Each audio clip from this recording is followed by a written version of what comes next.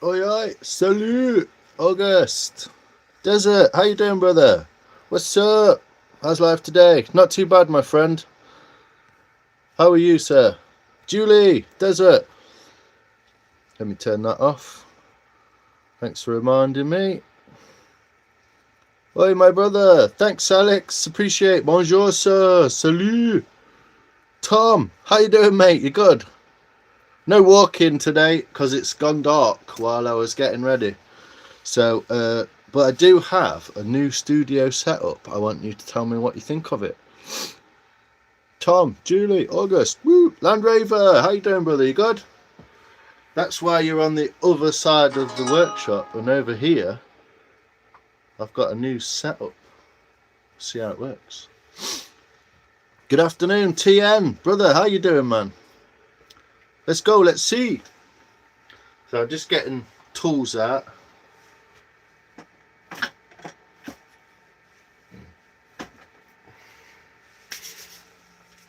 So this is some, check these out. I've got some projects on the go. See what you think to these.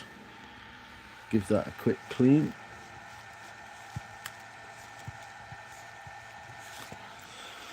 So here's my little setup on the workbench.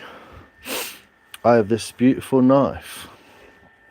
If you remember, from Ron. The Yakut style. Look at that beauty.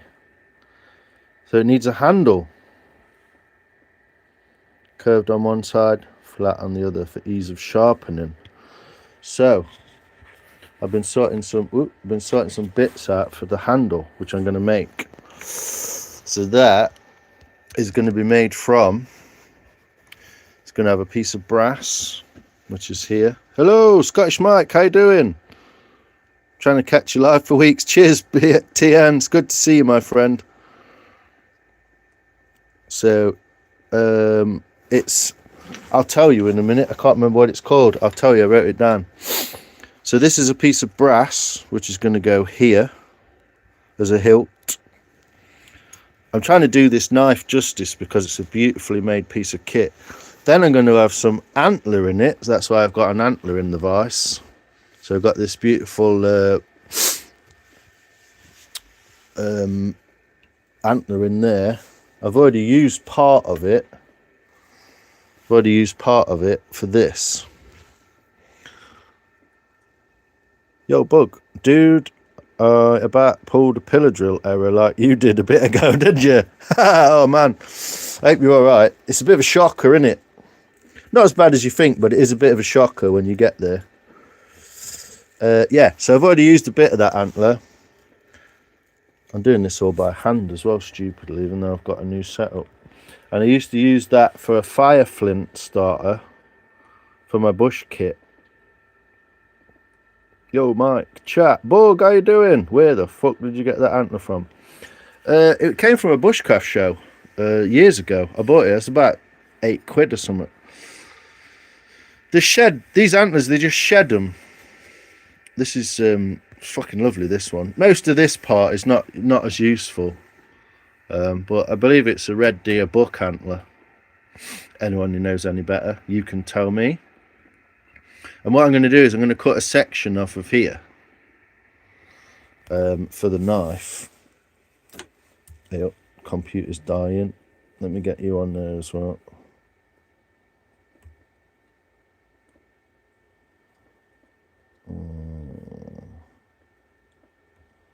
Yeah, so I'm going to cut a section of this off. So we're going to have brass and then antler on the handle. Sanding a honey dipper and it threw it out of the drill. Shit. Yeah, we have deer here. Red deer, white-tailed deer. We have munkjack. I don't know if they're actually indigenous. But we also have sika deer, which aren't indigenous. I believe they're Japanese. And then off the end of a shillelagh, which is over there in my shillelagh stick pile, off the end of that one actually, I've now got a piece of blackthorn, which is not cracked at this end. And so that is going to become the handle for this beautiful knife. I don't know, I've never used blackthorn in a handle before, but that's why I'm doing it. Bargain. How's your day been? Not bad, Carnage! How you doing, brother? So, we're going to have blackthorn, which is going to be cut off there. Then antler. And then a piece of brass on the end. So that's a little project I'm coming. And I've even found a little piece of brass lanyard. So I'm going to drill a hole in the end. I'll show you in a second. I'll drill a hole in the end. Looks an old one. Yeah, it's not too big. It's got one, I can't remember what these are called now. You'll probably know, TN. But you get the nodules on the end. This is a rack of 2. So I don't know whether that means that it's 2 years old, or I don't know. It's going to look epic. Yeah, it's going to look cool, isn't it? So that's a project that I've just been finding bits out for. And I'm a bit late on because I had a bit of a technical issue. But I'll show you. When I made this knife, I'll show you my setup in a minute as well. I've got a new Medingle, but I'm saving that. I need Cobb Mountain. How you doing, brother? Shillelagh. I get you, mate. Yeah. Irish spelling. I've got a couple of those. I'll show you one in a second. I've sanded one up. This is the beast. I sanded one up on New Year's Eve. Proper little troll basher. Check that out. And I've sanded this up to 400. So that piece of wood is like really beautiful on the end. But I'll show you in closer in a minute. How you doing, man? It's good you could join us. I'm going to do a live just for you, mate. It's going to be awesome. Yeah, it's mad, isn't it? A bunch of white tail antler. Some is bleached, but I can stain them with coffee. Oh, no way. The wider part of the antler in the shillelagh would be awesome. Yeah, that would be cool, wouldn't it? In the handle. So yeah, basically, this is my bush knife. I didn't make the sheath. That was like an eBay job, cheap eBay thing. Look at this. I've got this brand new sand, and I'm still doing stuff with my hands. So, let me take this knife out of the sheath properly. So yeah, that's just a bought sheath, but this is the bush knife that I made myself. I had some that's got my initials on it there. Look, stamped my initials in it. It also sat in a box for years, and so it's got like a wild patina on it, which I don't know if you can see properly. But what I was going to show you for is this has got a copper and stainless loveless bolt. Sorry. So soaring ant smells terrible. Yeah, it's not. I'm not too bothered about that, but good to be here. Thanks, Cobb. I'm going to quote you, Bug. I think from Google that's a fallow deer. That's correct, Bug. Yes, you are correct. You've jogged my memory. It's a fallow deer antler. Yeah, I think that's about right. Badass knife. Yeah. Well, this knife's actually modelled on the Woodlaw knife, which was made for Ray Mears, which I have in a book. A full life-size scale drawing of. So I just traced the outline. The only thing I've changed is I put a little nick in the blade there to make it slightly easier to sharpen. But yeah, that's pippy oak handles, brass and copper and stainless loveless. And then you see the lanyard hole in the end. That's the only reason I got it. I love this angle of this knife here. Beautiful, isn't it? And it's been fired by Hackett of Sherwood in his forge, so I know that this is good steel, and it is sharp.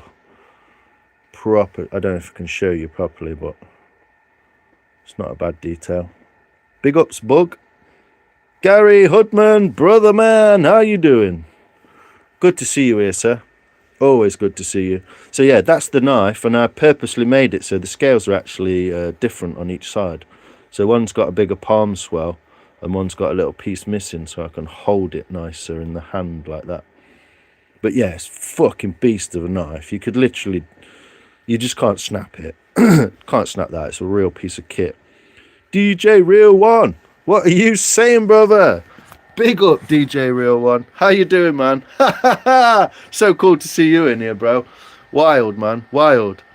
I love your stuff, man. I could listen to you mixing all day, mate. I often put them on and watch your lives back and your like little. Also, I like your little beer reviews. I noticed you did some beer reviews of some Belgian beers. Cool. Big up, DJ Real One. Everyone get involved on DJ Real One if you want to watch some awesome old school proper mixing.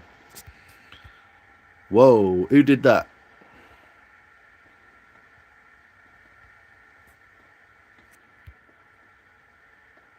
Yeah, don't undo DJ Real One. Don't do that, whoever did that. Undo it. Kephart blades. Oh yeah, that's a different shape, isn't it? Probably, yeah. It's proper made. It's handmade, but done as nice as I can do it. I put a lot of effort into that. Anyway, yeah, undo the DJ Real One, whoever did that. Mike Angland, how you doing?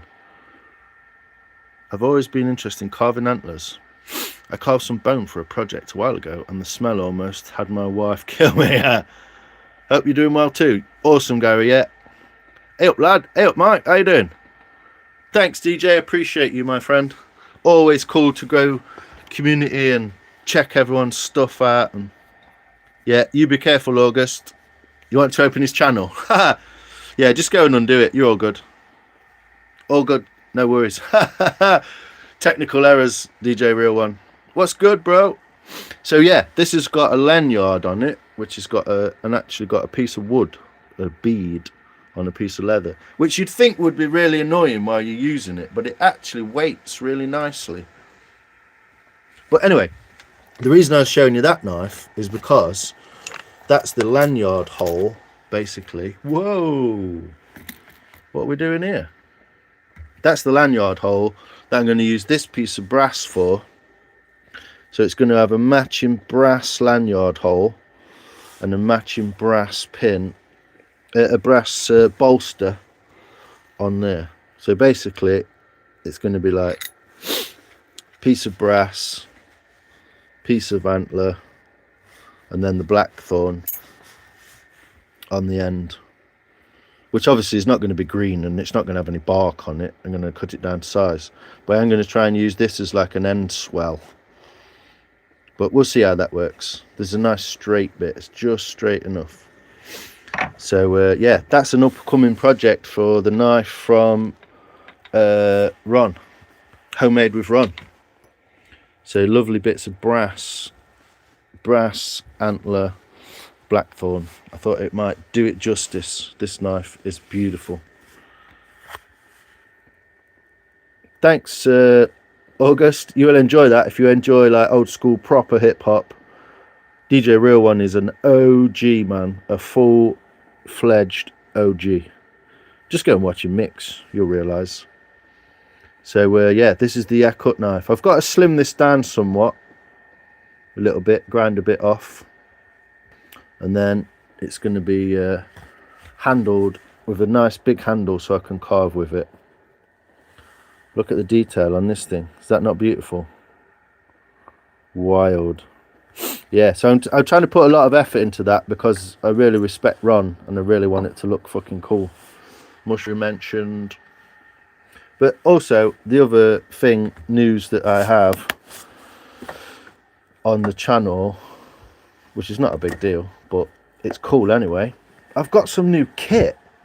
So there's my little thing where I watch what goes on in the comments. Drop your address to me, I'll get your kits in post next week. Nice one, mate. I'll get back to you this evening with that. Yeah, spot on, mate. I'm going to sort you some more bits of this this beautiful PPO cart. I don't know if that's a better shot of it, but it's perfectly stabilized. Obviously it's going to have the holes in it. So how was the carrot cake? Oh, who's got carrot cake? What? Thanks, Real One. I appreciate you, man. Appreciate you. I'll hook you up with a spoon sometimes. So the other things that I do is carving stuff like this, little trinkets. I'm only practicing and learning at the moment, but there's a nice little alchemist's bowl with a little spoon. These are all going a bit fusty in here, but that's one of my cooks has. It's got the tree branch in the bottom. Cool bit of wood in it that needs finishing. And spoons. So I make spoons, or I've been practicing to make spoons, and that's what I'm going to be doing on my live in a minute when I set myself up. So got all those spoons there. That's just a load of tools and trinkets. This is the bowl I've just been making, which has changed somewhat because I faffed with my knife and resharpened it and ended up making it very different to what it was before. So I think it is actually going to be like a utensil tray. So that's the last thing I was making out of the willow, which is over there. And then obviously I've got some more spoons and stuff over here. I brought some bits out. You recognise this, Mike?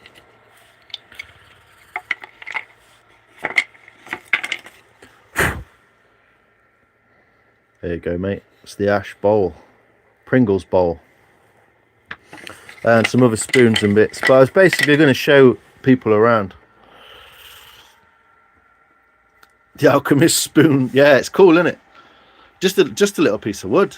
It's one of the first things that I made, and it just worked out well cool. If you've got some spare antler, stick a bit in. No worries, can do that, Michael, yeah. Land Raver, Alex, how you doing, brother? TN. I think it's time to make some mods out of people, isn't it? I know you don't really want to be necessarily have the thing to be a mod, but there you go. Boom, mod. Just because I want people to feel fucking safe in here. Little spoon, you made carrot cake. Oh wow, spoons are solid. For video lines, overlay your moon pictures with a bowl. Oh, good idea. Bug lines must be nice. Love your art side. Ha! Cheers, Land Raver. I like you as well, man. You're good. The bowl, yes, Mike. Hold on. Right. So what I'm trying to get round to. Do you have privet? Yes, we got privet. I've got some in the. It's one of the last houses on the street with a privet hedge. But I've got some quite old bits of that. Why? Would you like some? Yo, Paul, how you doing? Mike, what it do?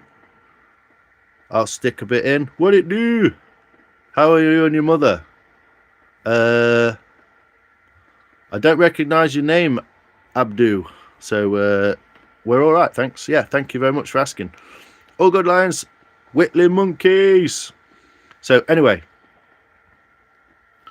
I'm the man.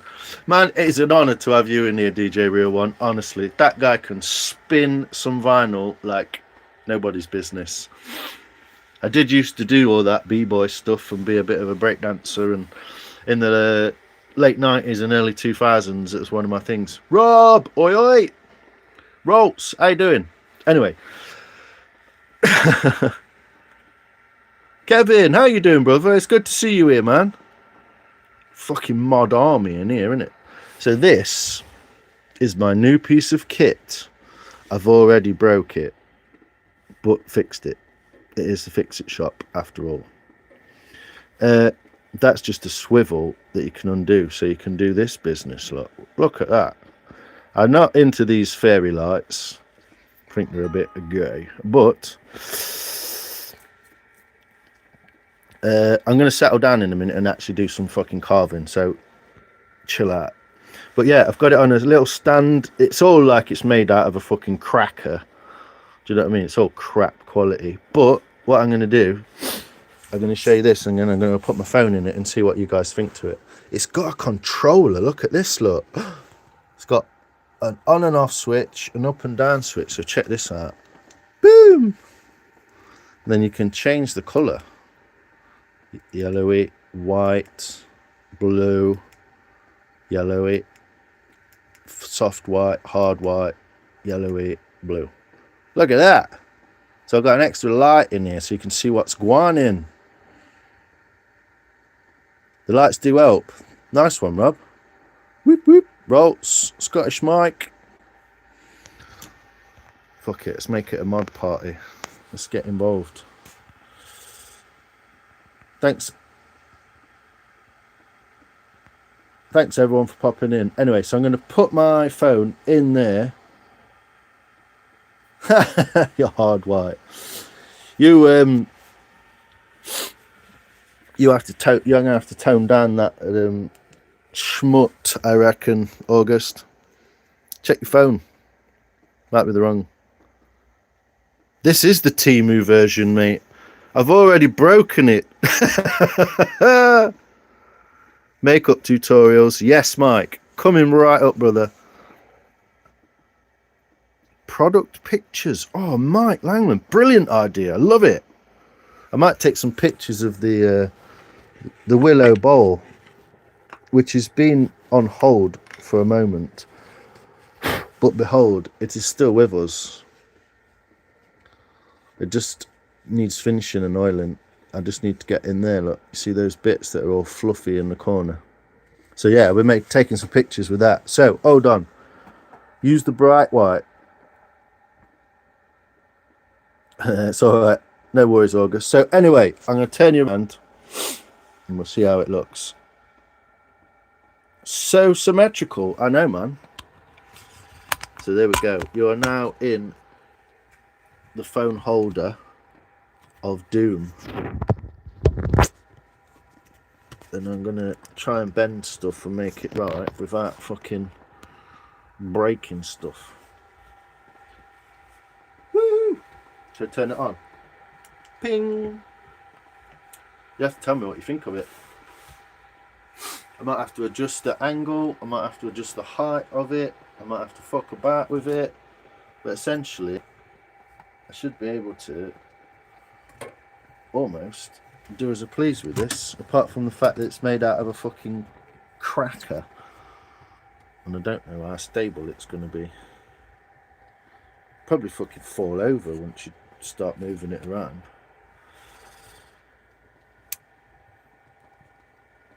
There you go. How's that? Does it look alright?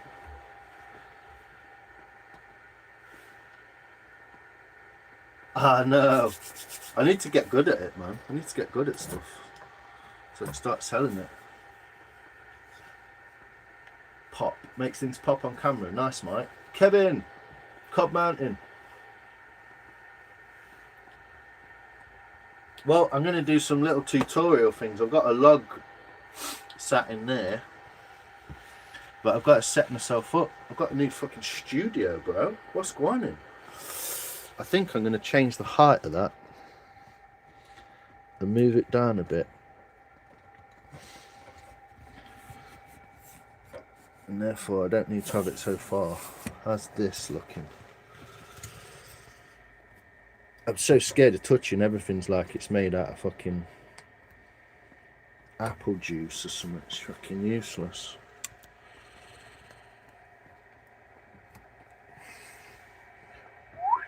How's that? How's that looking? I don't know. Can't see your comments. Well, I can, but not from here. Boop, boop. Pull that out there, but. Ba-ba. See, that helps, does it? Did it make a huge difference? There you go. Upgrade. We've done an upgrade thanks to my brother. New Year's resolution, start whittling. Nice! Thanks, Kevin. Appreciate you, Kevin England. Appreciate you, man. In fact, I'm going to trust you with this. Let's have a mod party, shall we? I'm out, no internet, old phone. It's getting profesh. I don't know about that. Why are you not in blue, live? Why are you not in blue? A warm light with the woodwork makes it seem wholesome and country-ish. Yeah, so I've changed the lights and you can tell me what you think looks good. If I put a piece like, you know, so you can see it. That's the white light. Make a wig with all the shavings.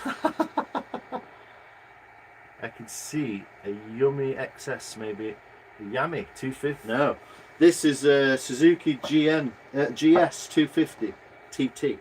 1980. It's as old as me, mate, that bike is, and I'm determined to get it running this year. Yeah, it's a GS 250, Alex. Rugged Northeast, how you doing, brother? It's good to have you in too. How are you? I was watching you doing some what's it called last night, wasn't Oh, I'm out of vape as well. Watching you do some, what's the word? Forging. You were forging last night, weren't you? Let's have a look at this. It's cock hard, isn't it? How's that? I'm going to try and fuck about and get all this nicely perfected. Get on your laptop. Good angle. It still needs a bit more, doesn't it? This shop had good vibes, bro. Ha! Cheers, Cobb. Appreciate you. Rugged Northeast as well. Thanks for popping in. I'm so behind. Sorry. Love the gadgets. Whomever made me a mod. Thank you. It was me, Mike. Did you throw the shavings away? I keep them and start the fire with them. I need to wipe these off, actually. I did this for... I did it for a short the other day. So that's my axe block that I normally do axing on. I'm going to be doing some in a minute. Zoom in 10%. You reckon? I'll have a go. I'll take suggestions. Where's that? It's got so many adjustments on it that you can...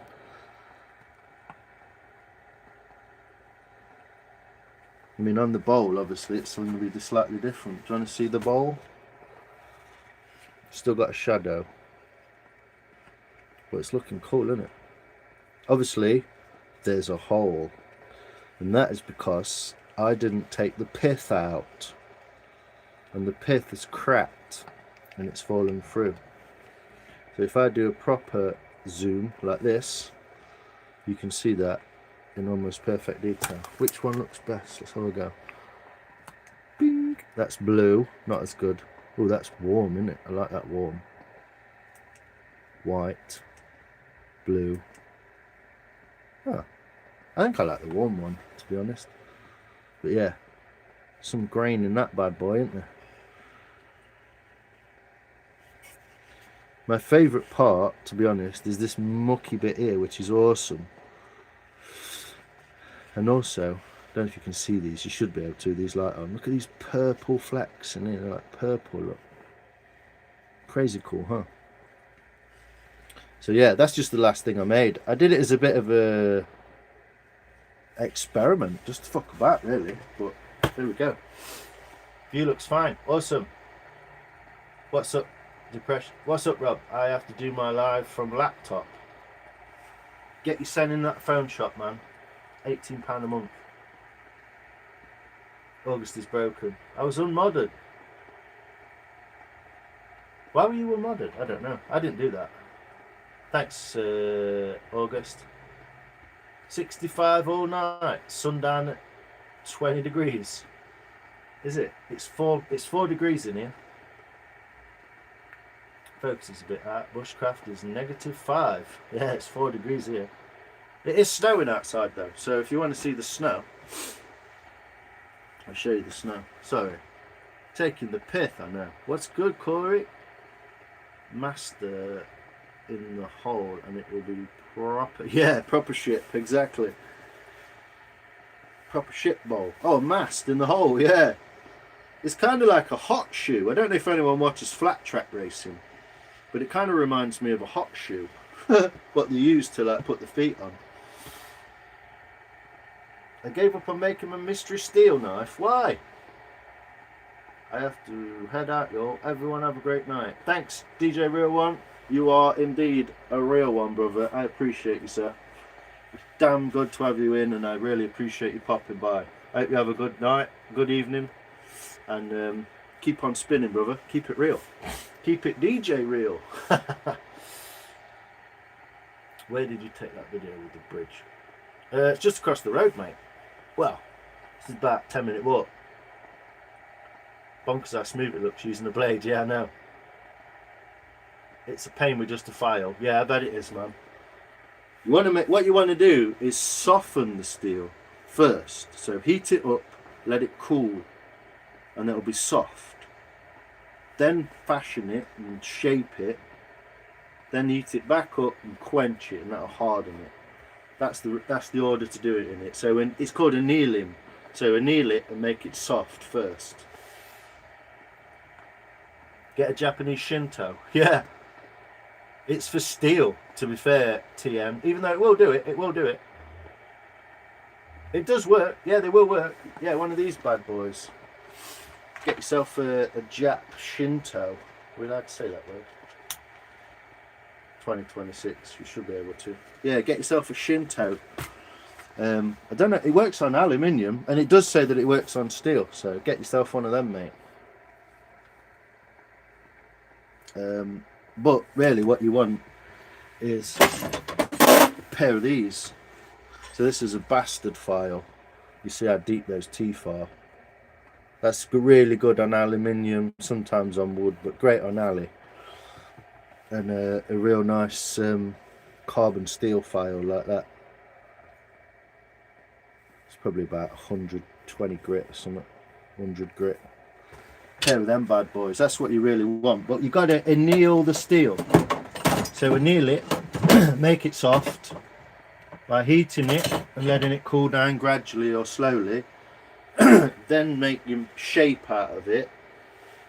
Then heat it back up, quench it in oil, and that will harden it.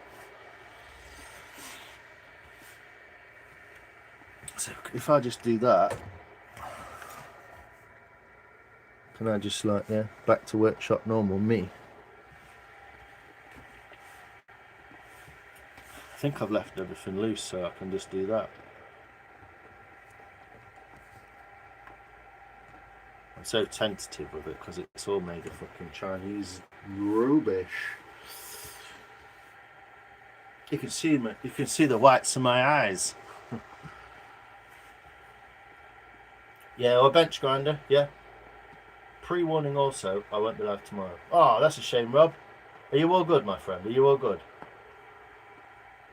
Some expert advice used to do annealing a lot when I work with the jewelers. Yeah, use annealing to soften metal so you can move and bend and remove metal, and then you can sometimes harden. I don't know if you can harden gold and silver, maybe. There's a similar process. It's metallurgy, isn't it? So I thought it was speaking of wood. Yeah, but they do work, TN. They do work on metal. It even says in the little manual. So when you buy a Shinto rasp, like that, it comes in a little packet like that, and in with it, you get a little little booklet. Because Shinto is a pretty top company, to be fair, and it does say in there. Nice bowl. Thanks, Alex. Appreciate it, man. You behind again, Alex? You're always behind.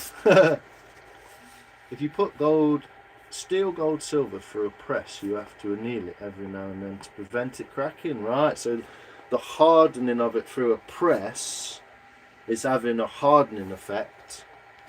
The pressing of the metal is having a hardening effect, like a work hardening on a railway, and therefore you have to keep annealing it to keep it soft. Makes sense? No, I was thinking about a knife, TN. Yeah, so it says affectable. Don't know what that fucking means, but it says affectable. Craft of metals: iron, copper, aluminium, and lead.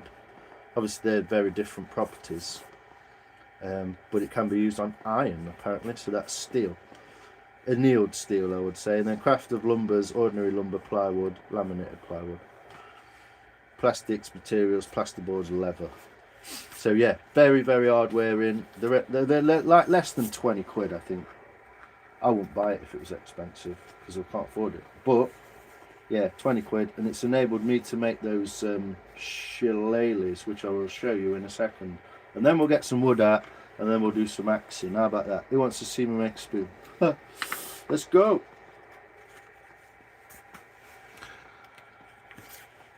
So yeah, that's the Shinto knee rasp, Shinto knee leg hip. I think it's funny that it's called a Shinto. God, I've got so much crap just hanging around doing nothing. Put that back there, thank you. Anyway, I'm a knife nut, I go crazy. I'm only 15, I'm 70 plus. Whoa, you're like Carnage, man. Carnage has got loads of them. Did you see at the beginning? Did you see at the beginning that I'm going to put a handle on this one that Ron made me? This is one that Ron made me. Look. It's the Yakut knife, so it's flat ground on one side and then it's rounded on the other, so you see the profile of it. The reason for that is, two reasons I believe.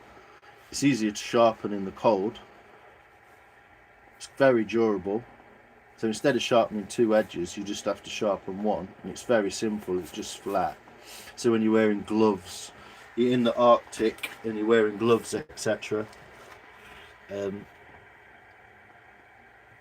it gives you an easy way to just sharpen easily on a stone. And also the reason for the hollowness, the reason it's hollow in the first place, I learnt this from a bushcraft friend of mine, is they would originally have been made out of bone. And that, I've just ended up with water up my sleeve, that's weird. DT. No heat, need to heat its transition temperature, which depending on the composition is about 720. Slow clench in oil, raise again to temper. Yeah, that's to temper afterwards. Yeah, you're right there, Land Rover. Yeah.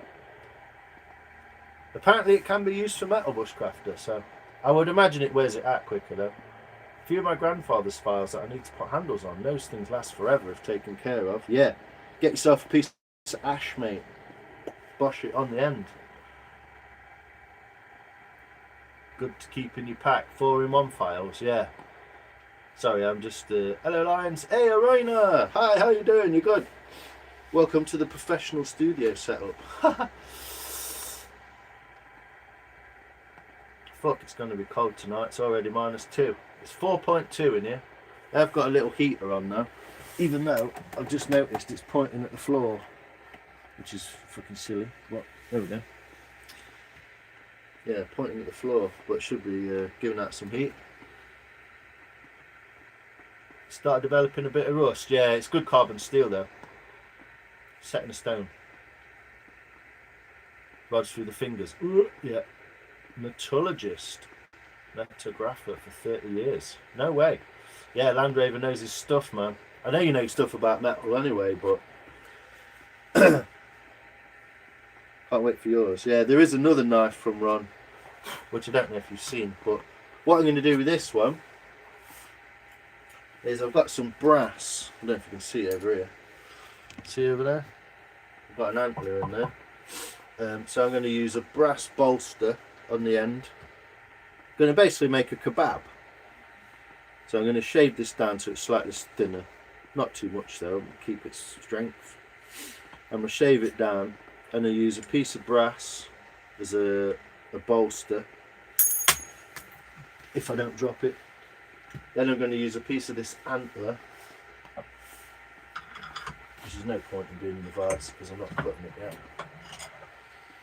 So I'm going to use a piece of this antler, so it'll be brass antler,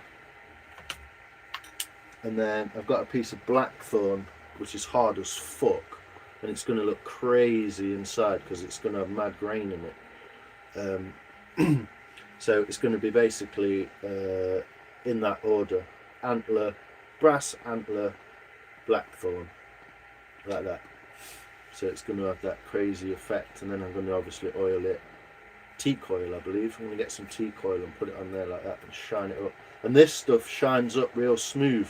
Not that I really want it real smooth, but you can make it really smooth, so it's going to be lovely. So yeah, that's what's going on, the handle, because I want to do it justice basically, because Ron's made this knife for me in such a beautiful way. And I'm going to have a brass lanyard hole in the end of there. Basically, it's going to go through there like that. Or you'll be able to see it through there. I'll be able to put a little lanyard in it maybe. So that's what's going to happen. Cheers, Whitling. Yeah, I think you've seen Ron's other knife, haven't you? I've just got this antler hanging around now, and I keep fucking knocking it off and stuff. Knocking it over. But as you can see, it's just fucking bloke's work shed in here, isn't it? So But yeah, they're the things I know are going to be, basically you just make a sandwich of it. So brass, antler, blackthorn, get it all glued up, and then we're just going to shape it off with a bit of a hand pommel. I like a pommel on the end. Trying to forget everything I learned. I hope you don't, man. You should use that stuff. Can't wait to get yours from one. Everyone's got one. Quickly got to head to the shops. Cheers. Pick us up an ice cream, mate. Anyway, shall we do some axing? I'm excited. Yeah, I'm excited to get those other ones as well. What to do today? Pouring outside of loads of walnut, cherry and red oak blanks. What are they cut for, TM? What are they cut for?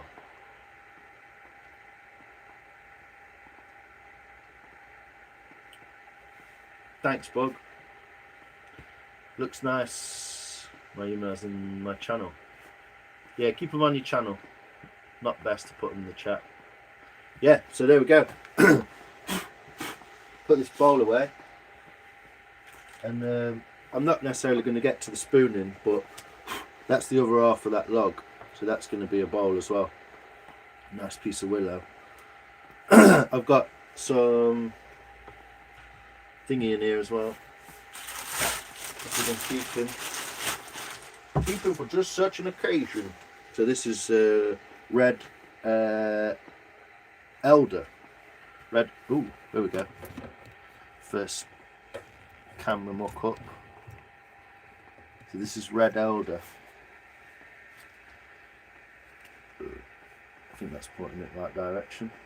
So what I'm going to do is going to split that in half there, and I'm going to make 2 spoons, one at either side. What I'm going to do today is make a pocket spoon, but I'm saving this for my video for the spoon challenge from Amy's channel.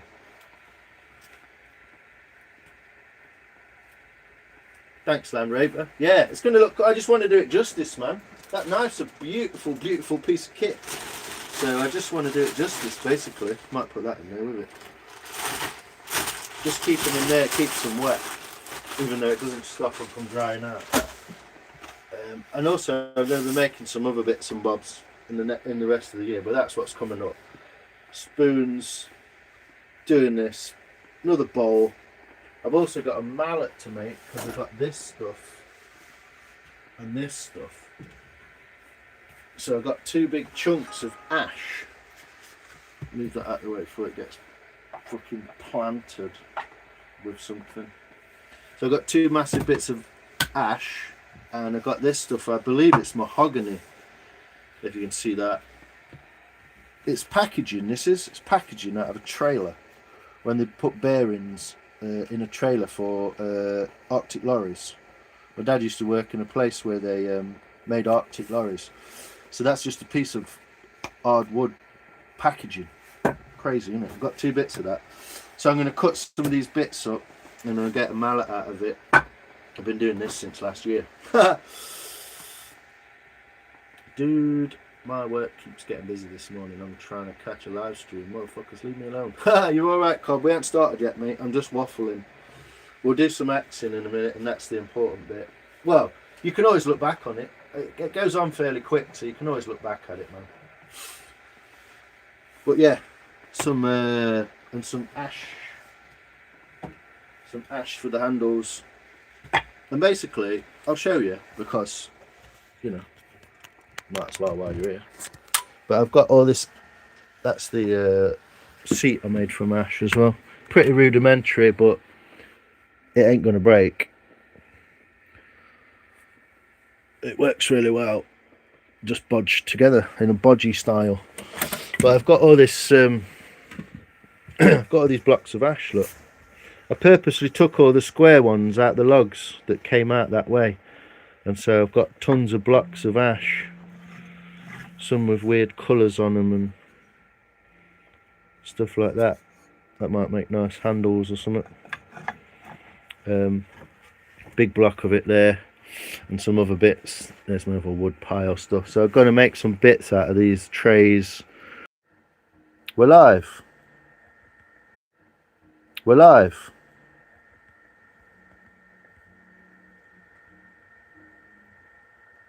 So yeah, lots of projects coming up with all this wood that I've been piling up, and it's been drying. There's some crazy bits in here. Nice thin wafers of ash, beautiful for building. Not sure exactly what, but I've also got some metal in here, some aluminium and stuff. That's going to go on the fire, I reckon, that bit. And I've got to thin out this bit as well because there's way too much fucking shit in there, firewood and stuff. So find some more bits of this PPO cart. It's a beautiful bit, isn't it? That one's making into something, that does. Beautiful piece at the scrap bin at work. But yeah, there we go. I'm going to do some more of that stuff. So put it back in there. There we go. More of that stuff. Ash handles. I'm going to make a new handle for the hammer as well. And yeah. And then we're going to be trying to concentrate on getting hold of some more fresh green wood, because that's what we like to make spoons out of. I'm just going to go and get my drink of water, make a cup of tea, or something like that, and then we'll get on to some axing, shall we? Now everyone's chilled out a bit.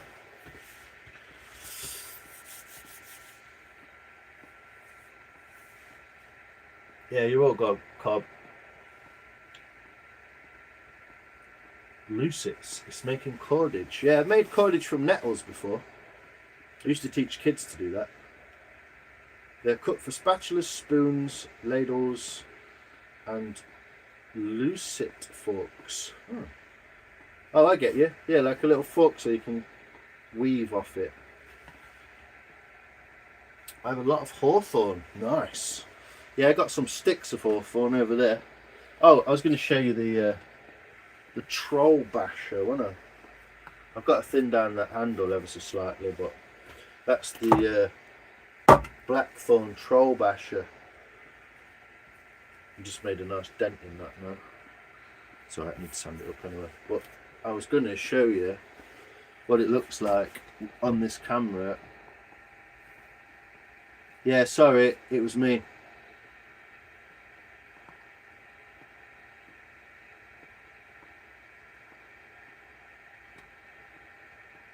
Yeah, some of that would be good, wouldn't it?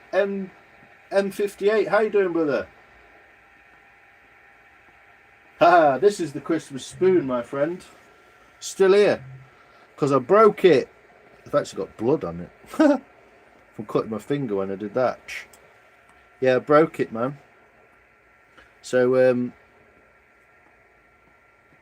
well, I'm just going to have to make a better one, aren't I? I've got some wood tonight, so I might do that. But yeah, let me just put some, I'm going to put some rubbing alcohol on that so everyone can see. Everyone can see what it looks like when it's gone, when it's going to be oiled, what it'll look like. The sound gone. I hope that's just you. It was you. Everyone watching?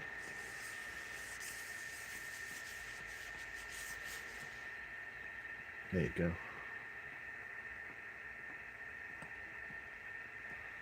So that's what that's going to look like on both ends, and this. I'll show you that. I'll show you that rasp working actually, if you want to.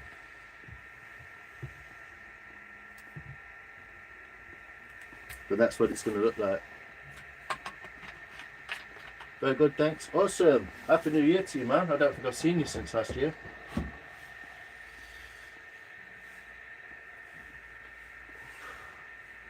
But yeah, I'll show you the Shinto at work. I want to just mess about with the camera a little bit, and so I can show you stuff, and so you can see it. And you can see.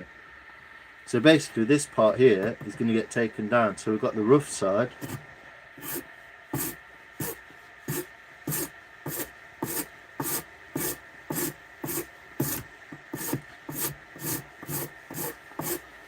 Better if you've got a vice and you can use both hands. But so that's the rough side, to take that down, and then you've got the smooth side. think it's actually got water in it.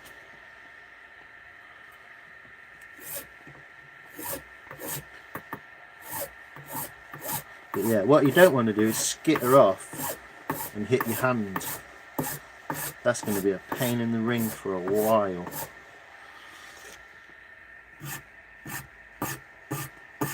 And come at this side this way. You always want to work into the middle of these knots.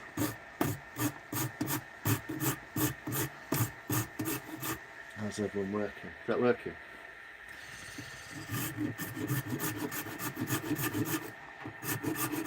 Also, what I found is if you go back and forth rather than just in one direction, hey, one direction mentioned. If you go back and forth, it clears the chips from the teeth a bit better.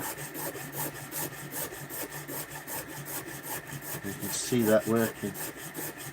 Pretty simple, really nice tool to use. A lot of fun. If you've got hawthorn and you want to make it look somewhat special, or blackthorn, hazel, even willow, to be fair. The harder woods, basically. Oh, it'd work on any wood, but that's traditionally what the sticks are made of, aren't they? So you can make that look a lot nicer just by shaping. Dead simple, really easy tool to use, great stuff. I just see a bell end in it. Hey! Well, that's just you, Rob.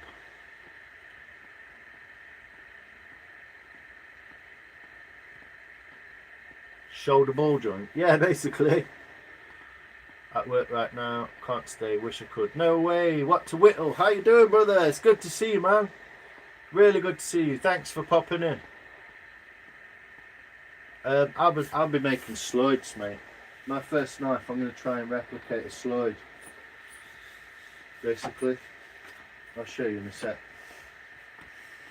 But yeah, I'm going to try and make a sloid. So this has got some water on it.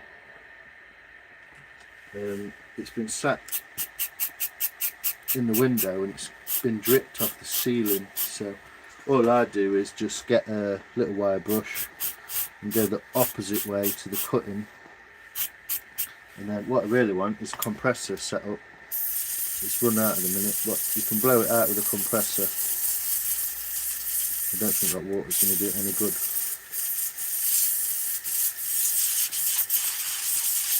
Clean it up like that. Easiest way to do it. Talking about privet earlier, I bet I have 5 acres of that mess. Wow. Yeah, privets are, I don't know, good wood for burning, and you can make stuff out of it. There we go.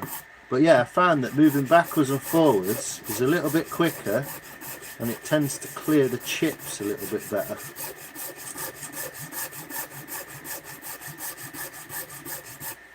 But you can see that beautiful red wood forming. I could actually put a clamp on there if I had a clamp, couldn't I? I usually just use my vice, but a bit easier for the camera. I'm going to try and do everything with this one camera and see if I can make it work. That's starting to look like an eye, isn't it? Look at that. Beautiful. I reckon this is about 60 to 80 grit. 75 grit, let's say 75 grit. If you get it nice and be gentle with it in the right direction, you can actually get it to a point where it feels or looks a lot more polished. There we go. So yeah, that's going to be a beastly little blackthorn shillelagh. I'm going to do the back of this as well more. Basically just angle it off more. The further back you go, and bring it back like that, the further back you go, the nicer it looks. There's the rough side.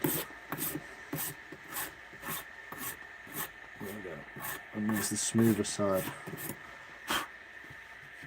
Make it look pretty good already, isn't it?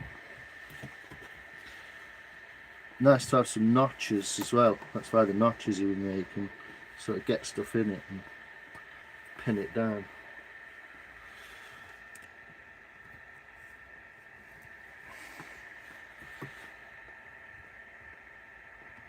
How's that?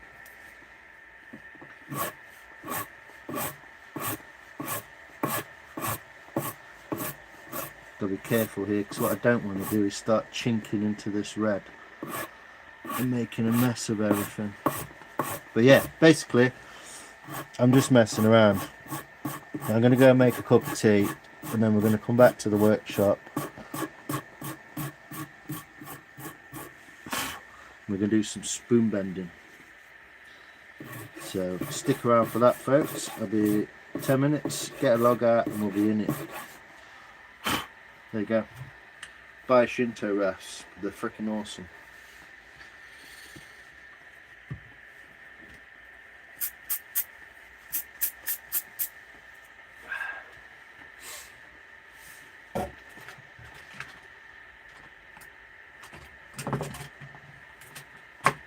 So we'll leave the studio light of doom, put that away so I don't break it any further. And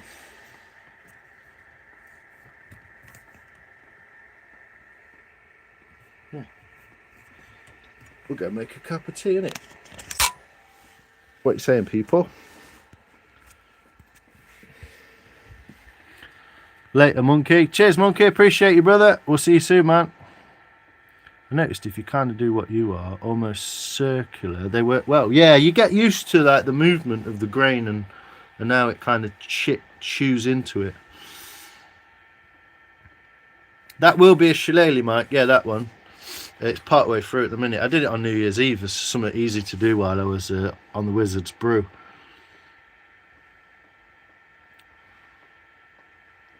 Yes, Michael. Thanks, mate. So, stick around, because we are going to be just get rid of all that sawdust off the axe block. We are going to be making a spoon on there and doing some pretty like basic rudimentary how-tos. There we go. I'm just going to have a minute, put the kettle on, make a brew, and we'll be on it. Antler sandwich. Look good when it's finished. Yeah, it will, Elliot. Alex, I think you're behind again. Someone tell Alex is behind. I think this is behind. This chat's behind, to be honest. Small Woodlot, how you doing, Pat? You good, man? Wish we had blackthorn here. Yeah, you don't get that as much over there, do you? Spoon bending. Yeah, spoon bending. Making bits of wood into a spoon shape. It's just a Matrix joke, Rob. Now that's a club. Yeah, it is, isn't it, Rolls? Pat, Carnage, how you doing, man? You back? Nice, mate. Cheers, brother. I've been watching your videos as well. It's good to see you doing stuff, man. Very simple craftsmanship.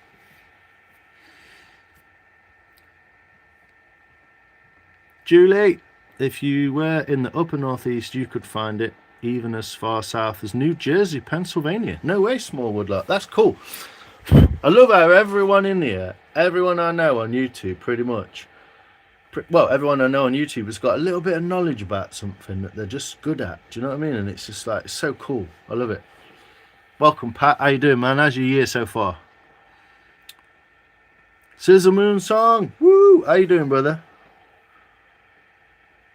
You've got you've got orange osage though. We don't find that as easily. We do have it here, but you don't find it as easily. Nice. I need some fence posts. What's that other stuff you have? Cottonwood or something? You have some crazy woods over there. I'm just like, what? Like 28. Michaela, how you doing, Doc? You good? Cedar, walnut, and red oak. I'm all right. I'm just going to put the kettle on. And then I'll be going through some tools, and we'll be carving with axes. I'll show you the bit of wood I'm going to do. Oh, here's another spoon that I thought was lost. But this is the Marius spoon. It's not quite finished. You can see there's a little bit on the corner. But I'll explain. I basically reshaped my knife. So let me just put this on to all messages and it'll regurgitate it. Hell yeah. That's what you're here for, innit, Cobb? Sorry, mate. I've made you wait an hour. But yeah, this is the spoon I made with Marius. Carving with SCV. The guy from... is in Spain at the minute, Andorra somewhere. So this is the little soup spoon, basically. I think it'll be kind of an eater. One of those. Not necessarily, even though it does go in, but like a little soup spoon. I thought it'd be quite cool. It's a different shape, isn't it? If you want me to show you, let me show you. In the light. I'm going to put kettle on, but... Whoa. Let me show you in the light. How's that look? You can see where I still need to get this out, but I've managed to get this bowl quite decent, so I'm really chuffed with it. That's why I left it alone for so long, just to make sure I got my knife right. But yeah, it's like a cobra's head, isn't it? Different style, because I made it with Marius on a live, so it kind of inspired me to just make something a little bit different. I'm going to change that a little bit, make that flatter. But pretty much, we're good. So yeah, we'll be doing some more of that. I like this light thing, it's cool, isn't it? Anyway, hell yeah.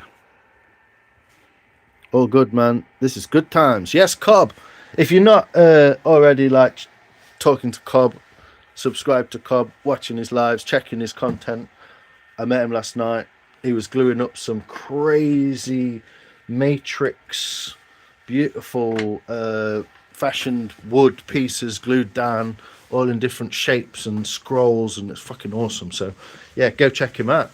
What are you doing with your life? Also, I can go and show the snow if you want. It's outside. Spoon. Yeah, man. So let me just put the kettle on. You'll have to watch the kettle boil, won't you? I'll put the kettle on, and then we'll be on. Brew station.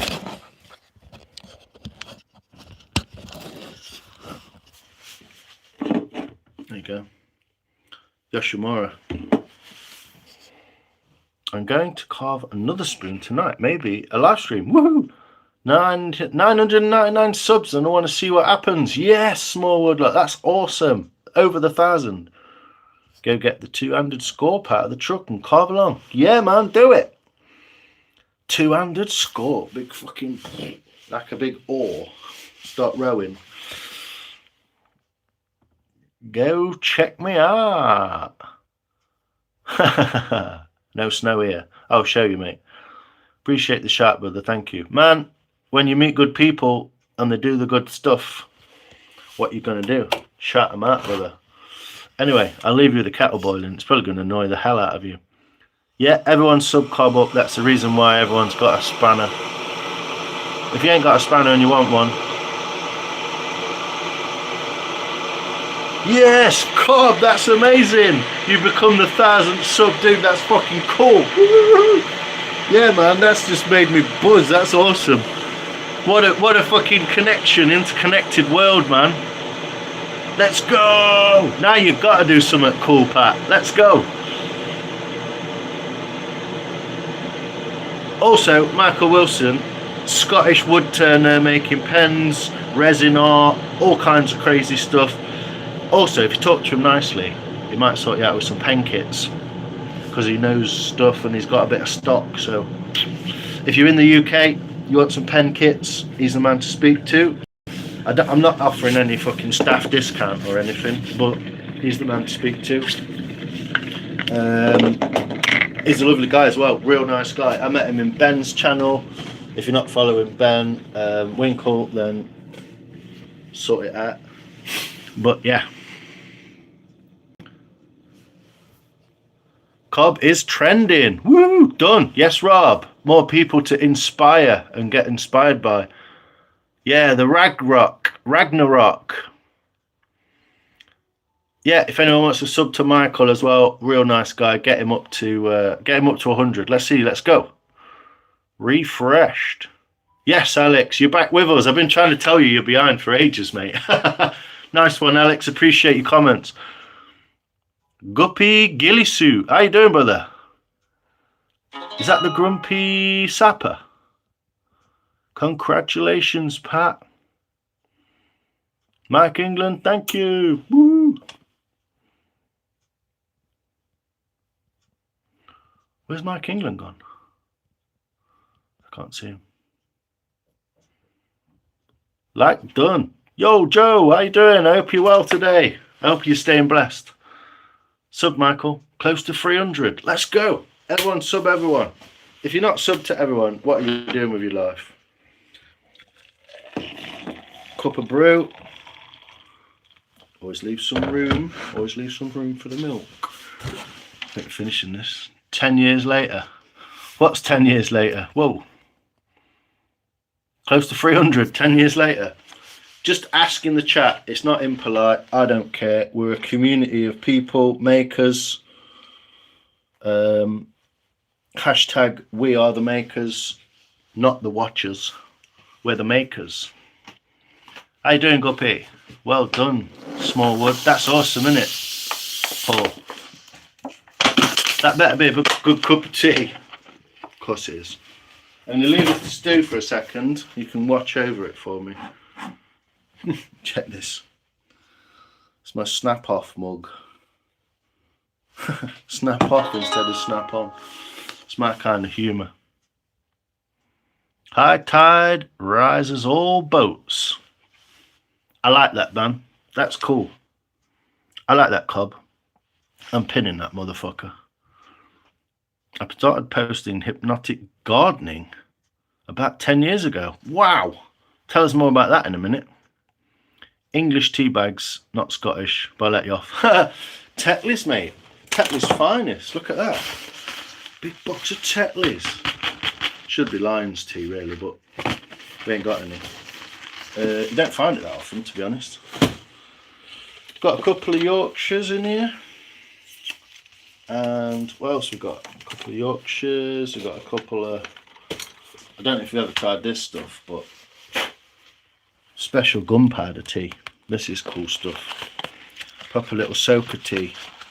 Individual tea leaves. I'll show you. Individual tea leaves rolled in the hands of a virgin. So tiny little rolled tea leaves. Really nice. Get 3 brews out of it. The first one's a bit wild. The second and third ones are cool though. So yeah, gunpowder tea. I've got all sorts, man.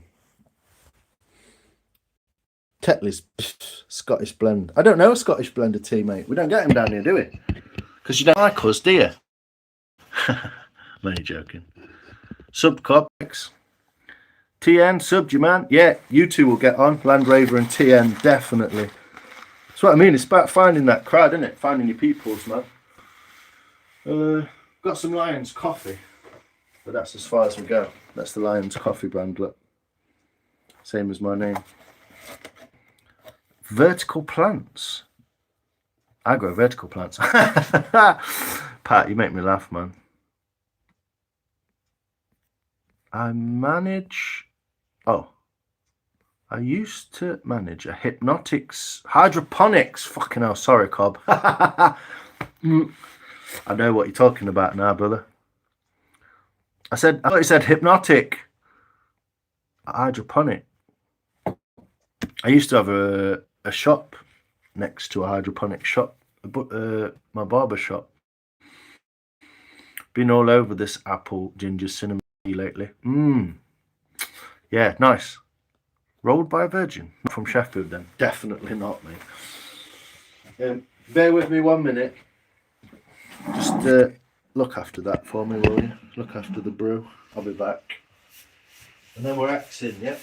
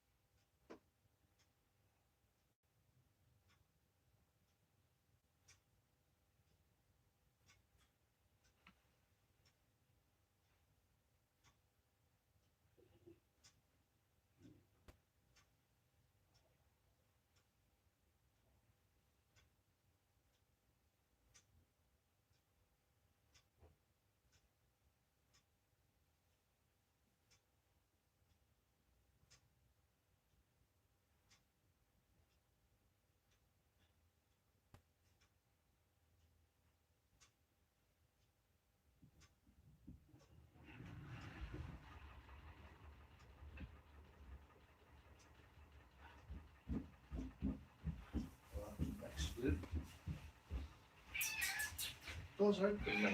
Go on. Are we good? Are we back? Cat wants feeding. Want some of these? Give the cat some treats. I know you just want head rubbing. Just getting some extra milk. Never leave a yak to watch over your tea. Yank. He'll come back to coffee. I like it, Mike. I like it, bro. Look, my basil hydro tank on my channel. Nice. So you're growing vegetables hydroponically. This I like. I approve. I approve of this message. Definitely. I know other plants can be grown hydroponically, but you don't always find people who do that kind of thing. So let's top her up.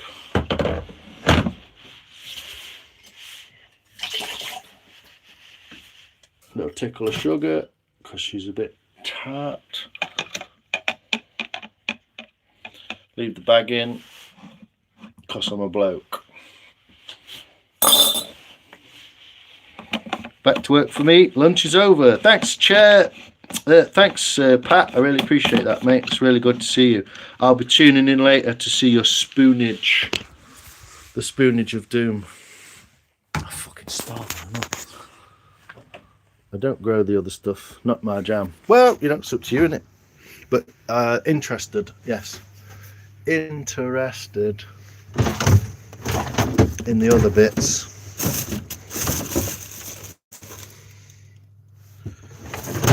Trying to find something to snack on and I'm not seeing much, so it might have to be the smoked hummus, cheese. That'll do it.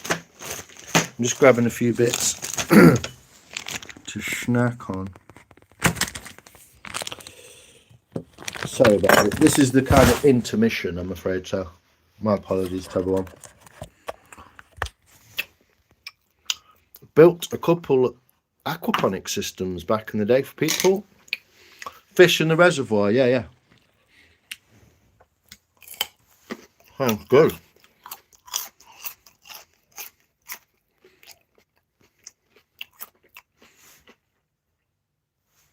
Sorry, Steve. You always do it every time. Let's have a cup of tea.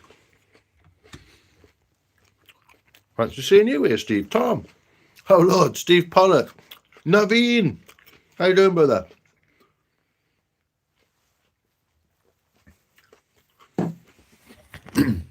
I'm just having a quick snack, Steve, so I'll put the camera like that.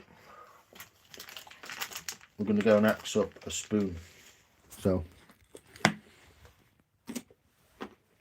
look at my kitchen ceiling for a minute. Oh, you'll have to mute it, sorry. Bacon double smoked cheddar. Oh, that does sound good. I'm just filling my paste with some smoked hummus. Moorish smoked hummus. It's really good. And a carrot stick. Where's the lid gone?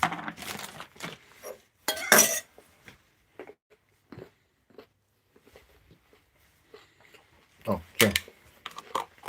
Right. 34. Let's go. Right. Let's watch, see if the views go up when I get the axe out.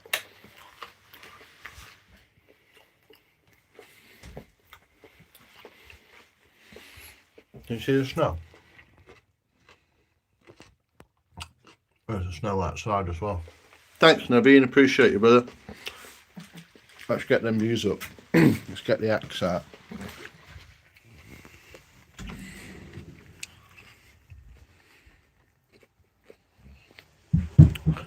I missed your snack sessions being locked up for 6 months.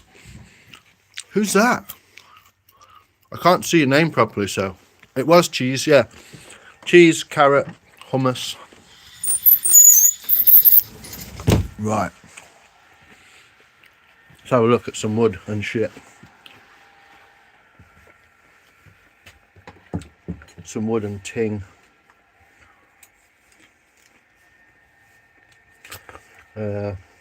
Move that back there a bit. Put that there. How you doing, BK? You good? My hummus is great. I throw a lot of smoked paprika and cumin. Ooh.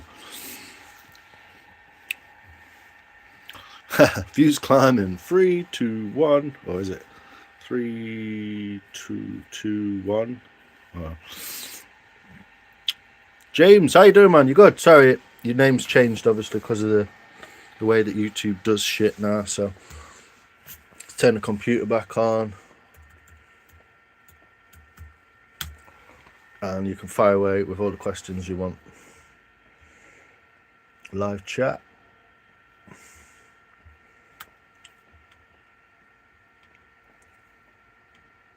Let's catch her up.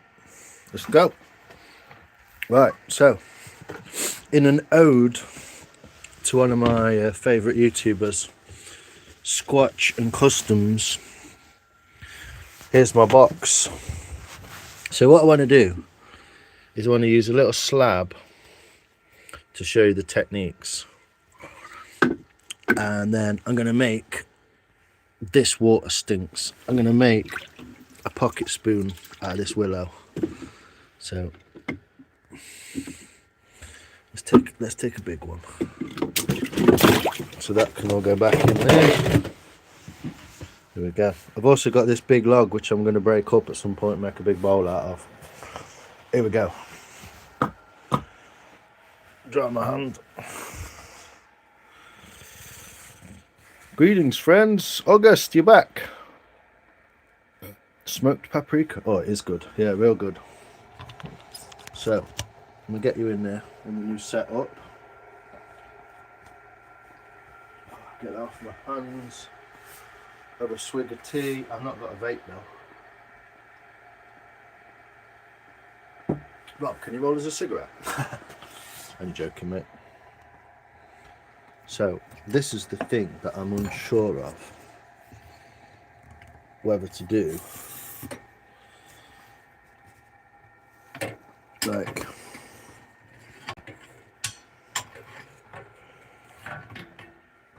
I can overhead cam. What do you reckon? Or whether to just leave it at that.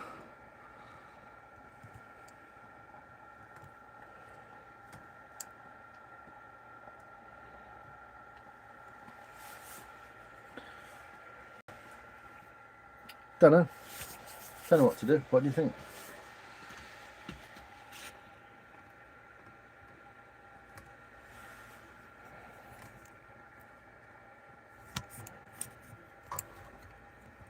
We just get used to this janky ass fucking cotton picking down bullshit thing.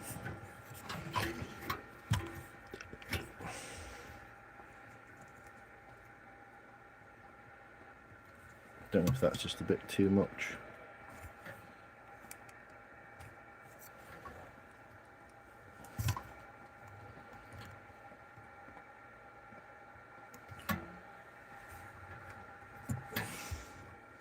How's that? Huzzah, we're good.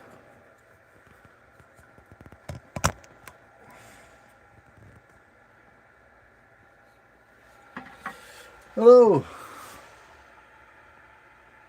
I've got the walnut blank in the vise and the two-handed score. Let's go, man. So I'm going to save this willow to make an actual pocket spoon. I'm going to cut that part off of there. So that's going over there for a sec. What I was going to do was just show you the basic thing with axing and how to get the spoon shape that you want. So first of all, what I want to do is make this square. So I'm going to take that like that, cut that off of there, and then sort the bottom out as well. So what I'm doing is I'm putting cuts all the way up it like that, yeah? See that? Up in the bottom as well. What that does is it relieves the grain. So when I go back in, it just comes off, rather than trying to fight through the grain. This is soaked ash as well, so I've almost got that square again, but I'm not going to worry about that bit. Then I flip it over and work my way down the bottom. I think that's a bit too close, that camera, isn't it? That's a bit too close. Could we do this? How's that? See what we're doing still.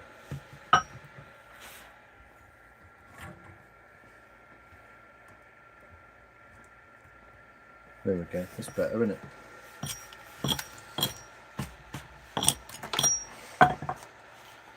So, trying to get a square piece of wood, that's what I'm trying to get, yeah? And then I'm going to go across the back there, so we've got some ripples, so try and flatten that off, yeah?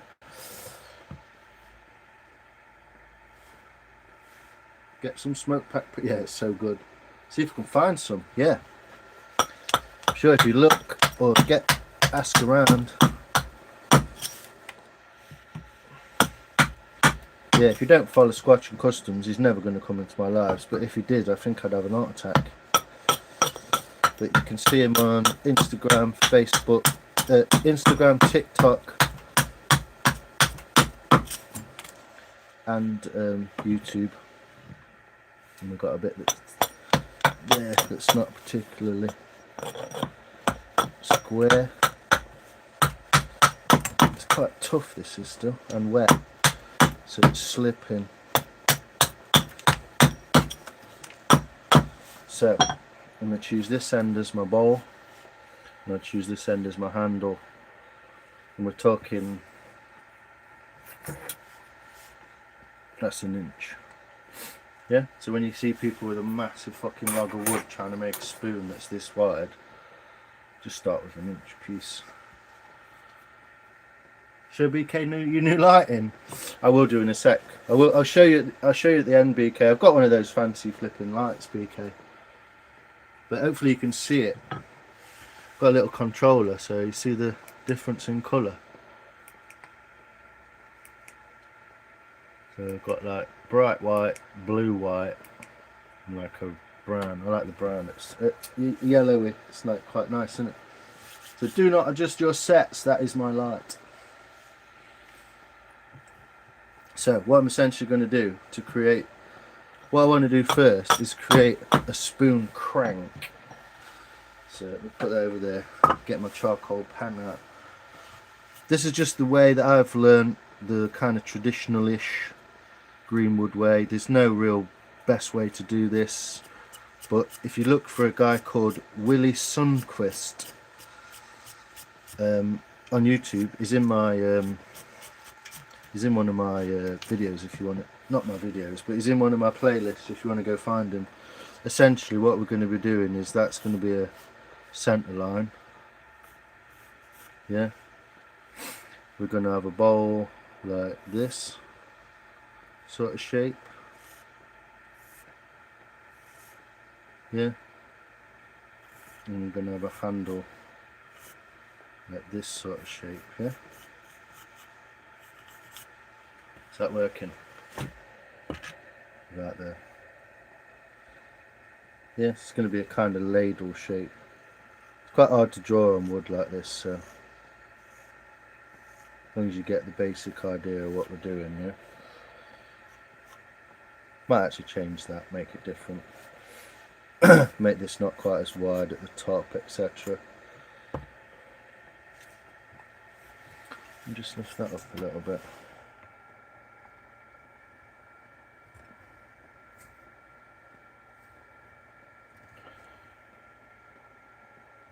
Yeah, so I can lift that up and you can see it properly. Yeah, so I could change the shape of that, make it more rounded if I wanted to. Like that. This crayon's working really good, isn't it? So I might do that.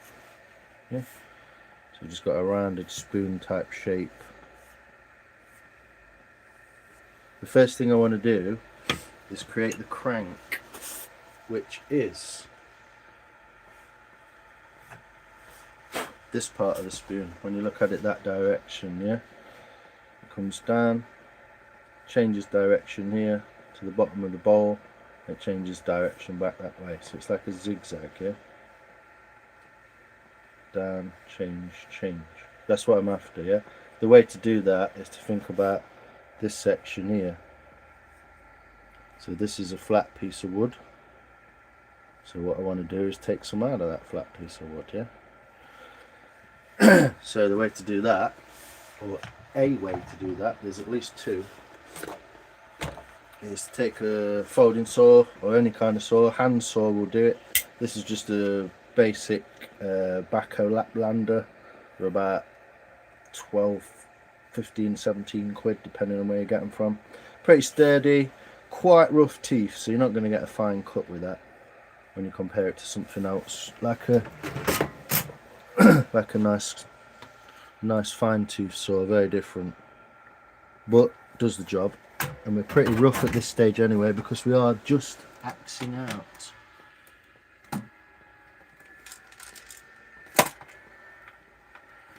Just my heat is kicking away. So what I do, sorry I'm not watching your comments, but carry on, chat away.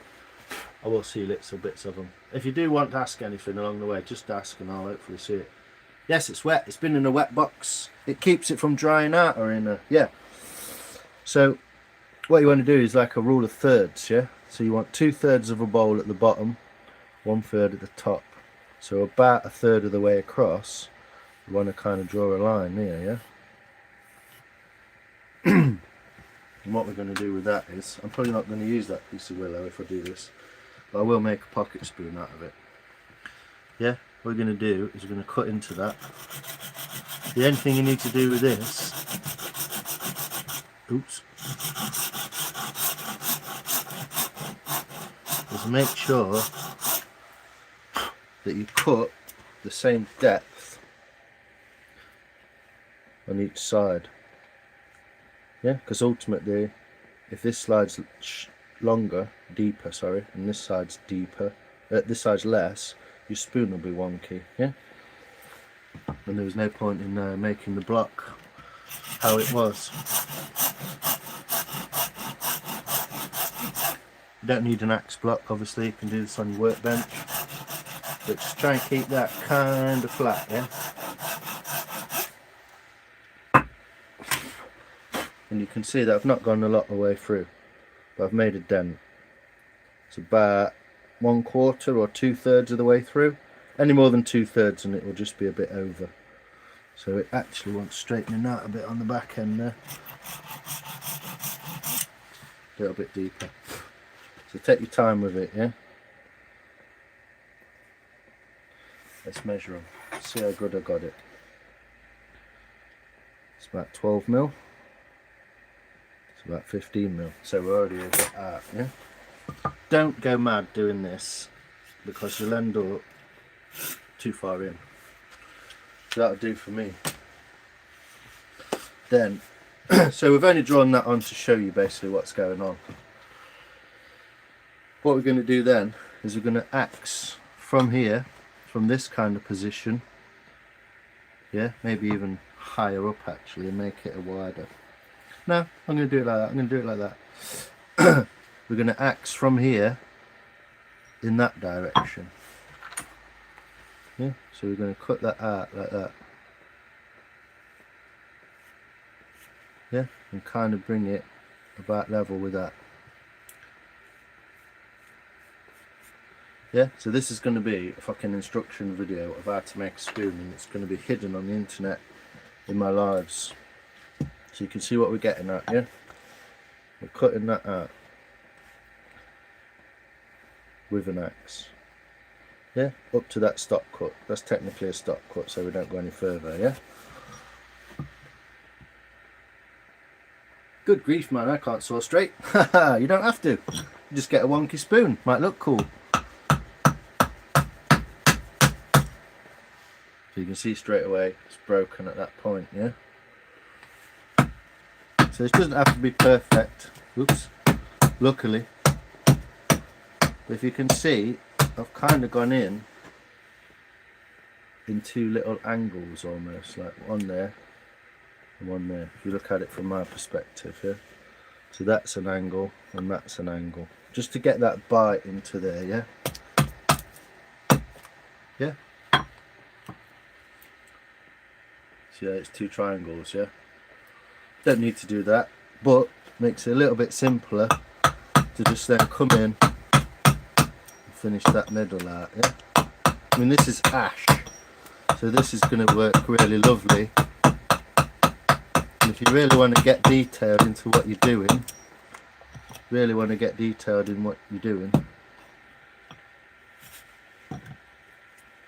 then you can change the angle of this to suit what kind of spoon you want. So you could make that more curved, more flat, more in, more out. It's up to you to experiment with it. Yeah, all I know is that the middle bit is the detail that I need.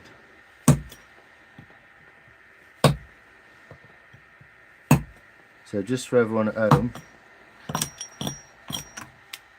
what I'm going to do is I'm going to redraw that on a little bit. Yeah, so we were kind of like this, I believe, coming up. Yeah, and there's a centre line again, only just to keep us eye in it. Yeah, so you can see what we cut out and what we missed. I'm doing that for the reason as well, so that when I cut this part off, I can then redraw that on by using these as a guide.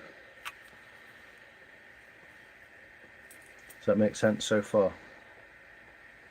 You can obviously do that by just sawing it straight down as well, but it's fun to use an axe.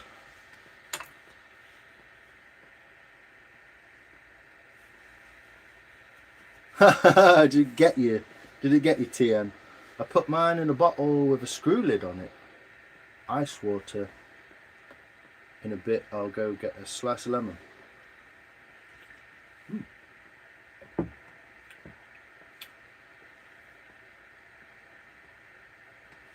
Good, isn't it, bug?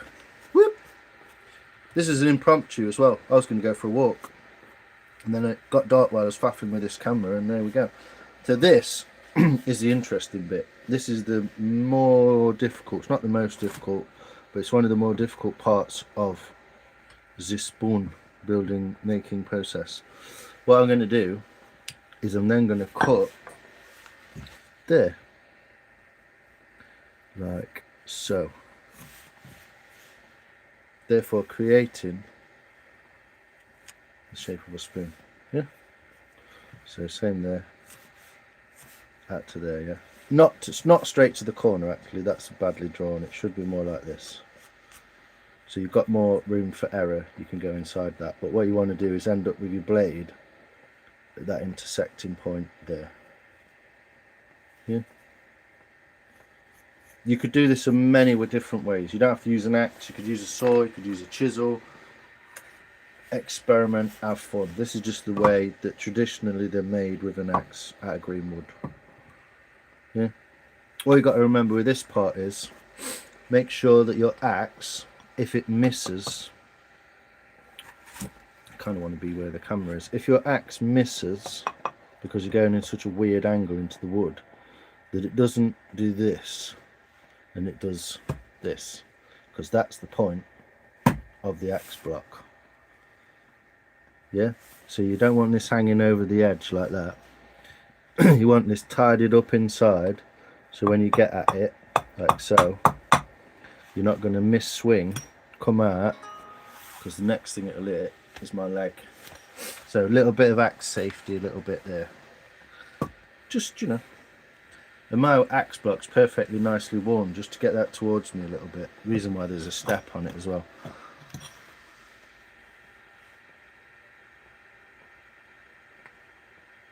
That more got your hand and cut it palm right open? Yeah, it will do. Thanks, bug.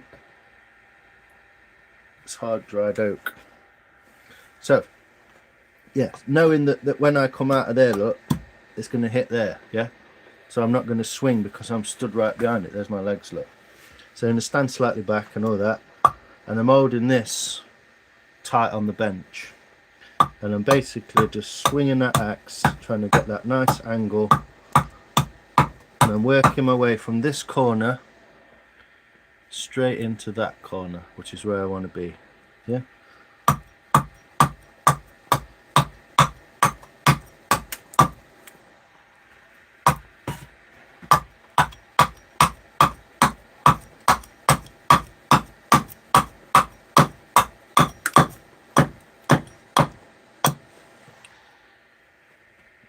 Nearly got it. Yeah. So you can see that it's all in pieces as it's broken across there. This ash is going to be weird. I can tell. And my axe block's moving as well. So I'm just going to tidy that up, go back in. The woodpecker style. And you see what I'm trying to aim at?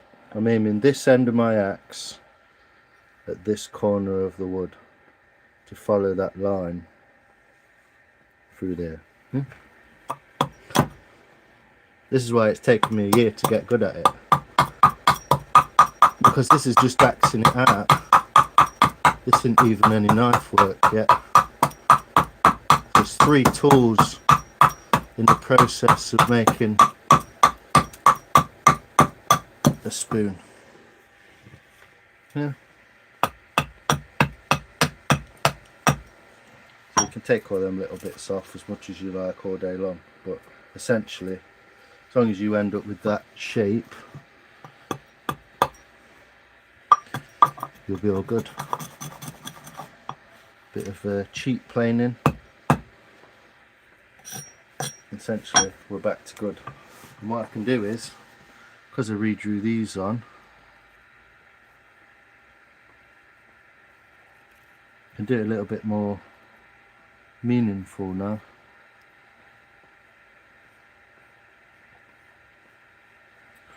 Draw that.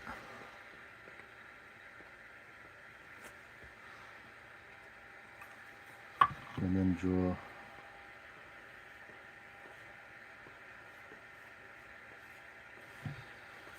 just a basic spoon.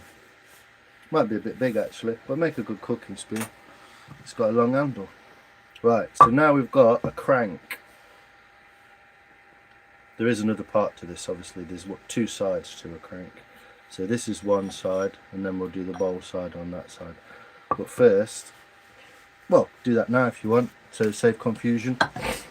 So we've got the front side of the crank, yeah, which is this line. So it comes down, changes direction to here, changes back direction, yeah. Thanks, BK.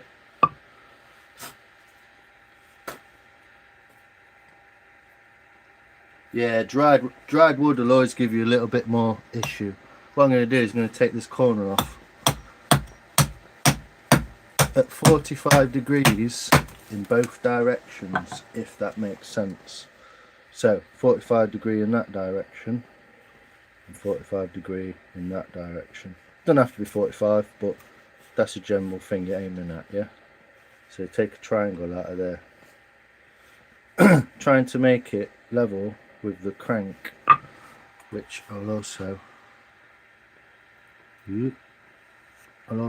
draw back in, yeah. Don't need to because you can see it, but might make that a bit bigger actually. Looks a bit skinny.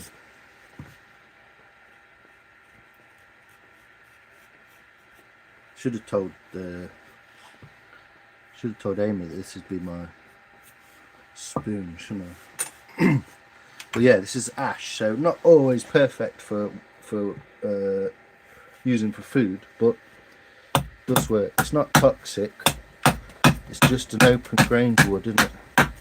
It's very tough. Whoa, look at that colour in there. Look at them colours. You can really see that now, can't you? And obviously trying to get it symmetrical, roughly. It's all about geometry, mate.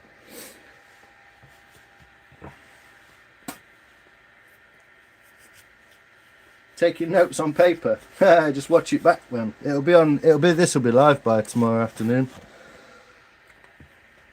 So again, trying to start with that same place. I'm trying to remember everything you need to do. with this, so in the same place as this, yeah, I'm going to try and take the middle out, so it's no longer going to be a triangle. The way I do this is, as I'm axing downwards, what I'm doing is I'm moving the wood this way. So the axe is doing the exact same thing, like this, and the wood is moving as I get further down it. If I do it this way, you might see that a bit better. And if I move that over there a bit, I won't hit my hand while I do it.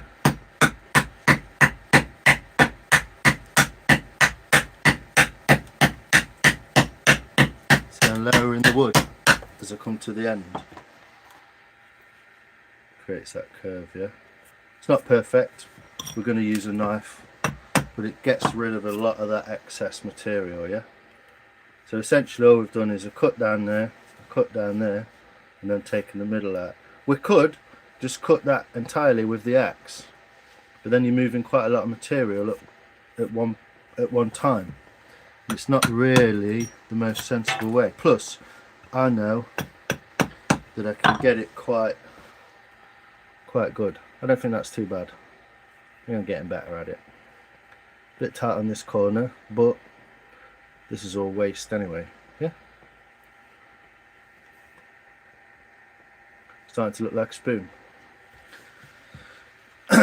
And again, what I'll do, so what we're doing with this crank is we're coming down, changing direction again, yeah.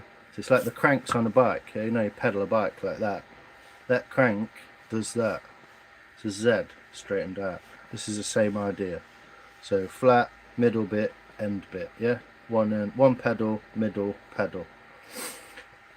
We need to create this side now in the back, yeah? So these two sides are running parallel to each other, like so. And the way we do that is exactly the same, down at 45 degrees, down the corner there, yeah?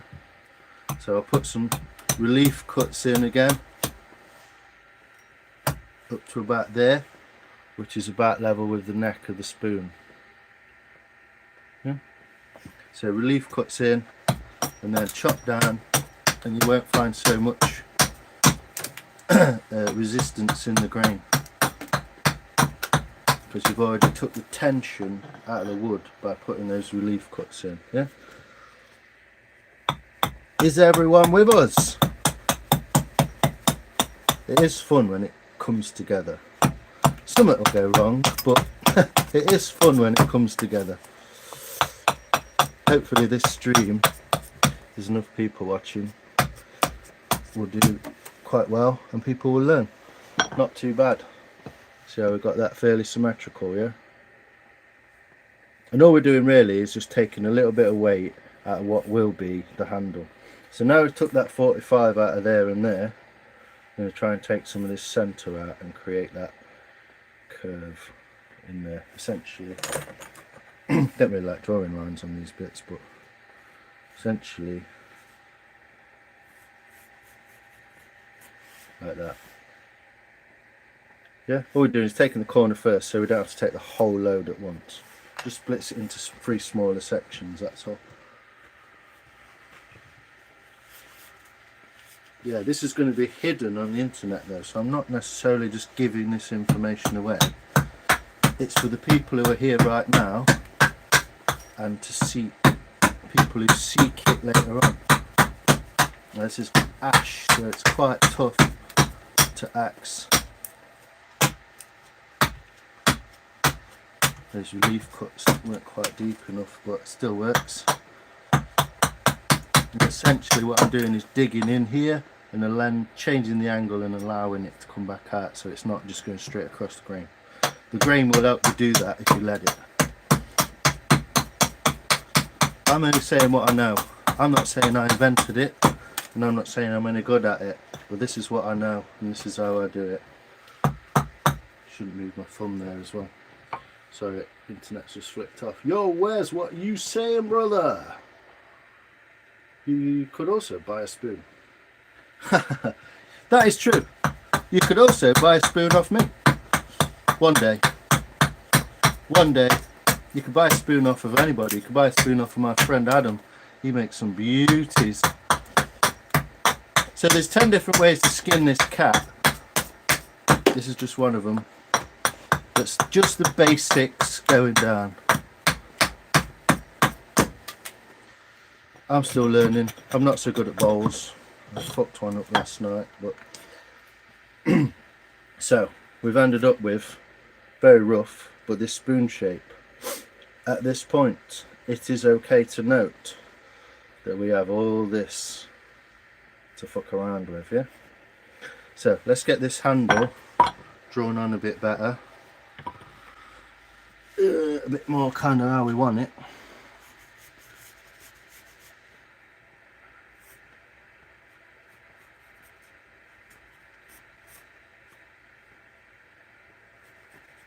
Like so.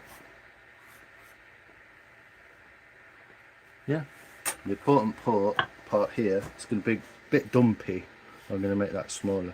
The important part here is this neck. Yeah. Axe to the side for one moment, saw out. What do you reckon to my new setup? What do you reckon? Nice and bright, you can see everything. So what we're going to do here is going to make a cut there. I'm going to make a cut there. These are stop cuts. So in carving, whenever you make a cut one way in order to stop a cut another way, it's called a stop cut. So if I get a knife, get a piece of wood, and I make a cut in this direction, yeah, and then I cut back towards it, that first cut is technically a stop cut because it stops the other cut going too far. Yeah, so anytime you make a cut in a piece of wood and you cut or axe towards it, it's a stop cut. So we're going to make 2 stop cuts in this. I'm going to cut down to that handle there, down to that handle there. Not too close, but no, close as you dare.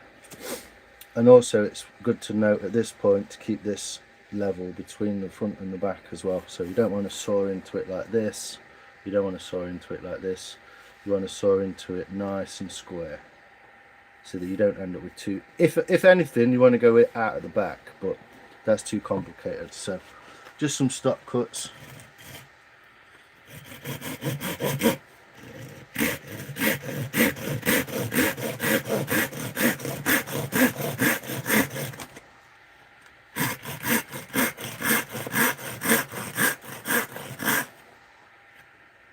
And I'll show you the reason why there's 2 in a second. I'm actually going to take my hat off. Oh, actually, just take my coat off because I'm getting quite warm. My gouge is Mia. Exactly, bud. Sophia, how you doing, Doc? Hey, Yakida. Buying isn't as much fun. That's true. I love that utensil bowl. Do you? It's cool, isn't it? I need to fix it first. It needs some glue and some sawdust in it and a bit of a botch. But what's that, TM? My son just watched your bubbles video. Yeah, it's crazy. They were like a foot, over 6 inches into the ice. Those bubbles. Crazy. Yakada. I don't know if I was going to say that right. When I first said it just then, I thought, hold on, that's Irish. That's the strong fold, isn't it? This, you don't need to do this. You can just use your axe. But it's not exactly brave. But if you muck it up with your axe, there's no stop cut. So you just, if you muck it up, you will definitely ruin your spoon. And it's that kind of thing that's like, might as well just put the stop cuts in. This is the correct manner.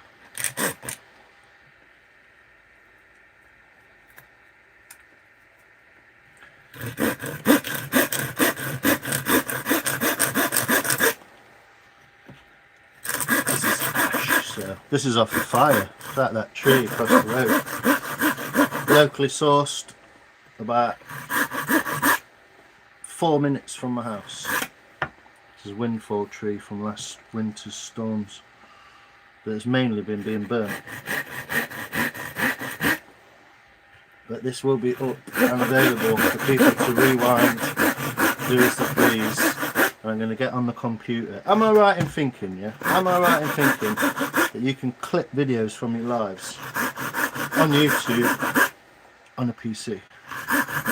So what I'm doing is I keep looking over to check I'm not going too far. Yeah? Could get a bit closer. A bit closer with this one. Right. But that is also the reason. Yeah, there'd be loads more in if I didn't fuck about for an hour and go and make a cup of tea, Mike, but I appreciate it. I kind of like it a bit less crazy anyway. But this is the reason why I like this knife, because it's got a blade and a saw. I can technically take that into the woods and make a spoon, even though it is a legal carry because it's got a locking device. But we don't care. So anyway, yeah, made those stop cuts, yeah, into the neck.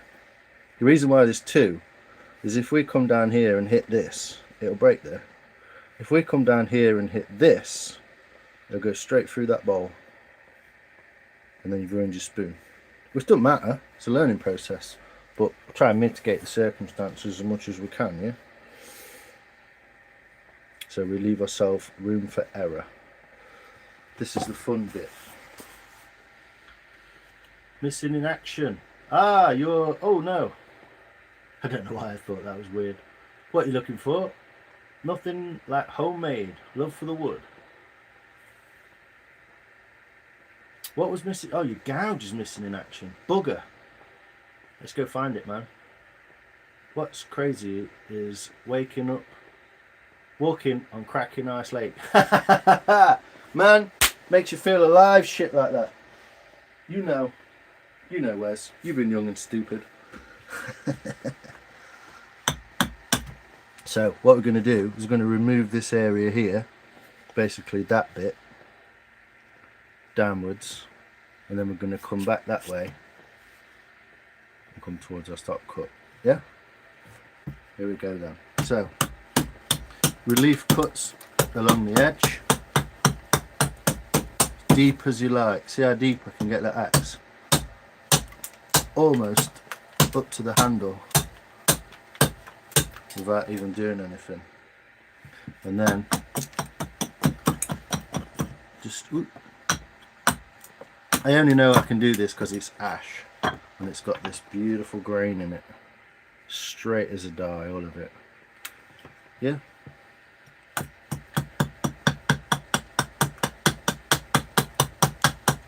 This is how you do it with an axe, just to prove I can do it. So that's how you go around the shoulder of the spoon. Yeah, I would just do it here. But seeing as we're doing it on a live, so we'll try and get that down to the... Oop. What happens is my axe block is so worn, it ends up turning, it's on an angle, look. If I put my spoon on it, it's not flat. So, yeah, then what we do is, you won't see this bit unless I do this. We'll work his way down the handle, gently, gently.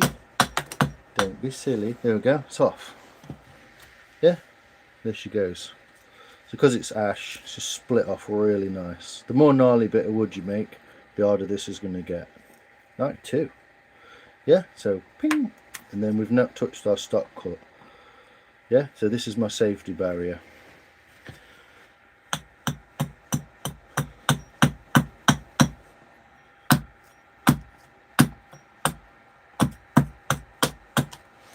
Yeah, still not touched it.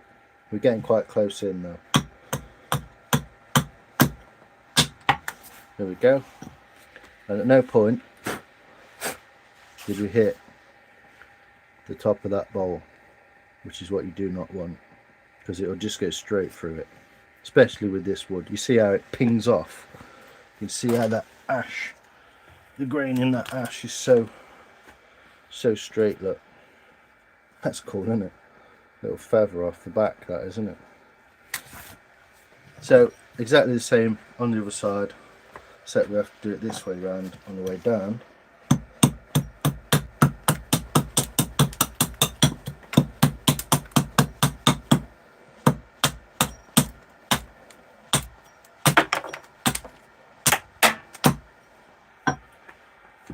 Not bad.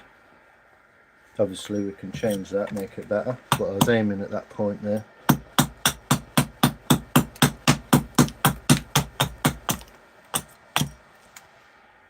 Yeah, and then this way you'll see it back down the other way. We'll do it like this. So being careful and gentle with our strokes.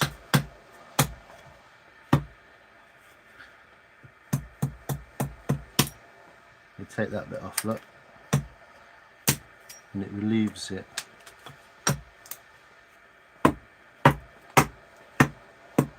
Little stomp cut. Yeah, we'll work his way gently down there. At this point I will point out that it really does help if you don't drop your axe, and also that you draw your spoon on as well as you can, as symmetrical as you can. Green! Lavender connection needed. Go for it, man. Yo, Carnage, how you doing, brother? Hope you're well, man. 2 pie and chips, please, Mush. Cheers, Mark. How you doing, brother? Yes, you can clip them side. Thanks, Soph. Yeah, we're lying. Cheers, Alex. Yeah, I'm going to clip it into a video. Or some of it. Hey, mate. Green. I didn't see that gate. What? Didn't see that gate. What? Hey, you, what? Sorry. Arena, how you doing? I hope you're well.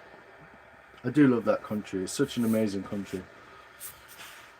Scandinavia and Russia are fast becoming my favourite countries. Whoa, how did I do that? Yakida. No, just have bloods done, baby kisses. What, eh? Found the gouge. Yes, TN, I love it. You got a big, what is it, an inch? Rescheduled, I thought you were shut. Main gates are shut. Another gate around the side. Well, I just think that right now, today, I happen to be on form. It's not always the case.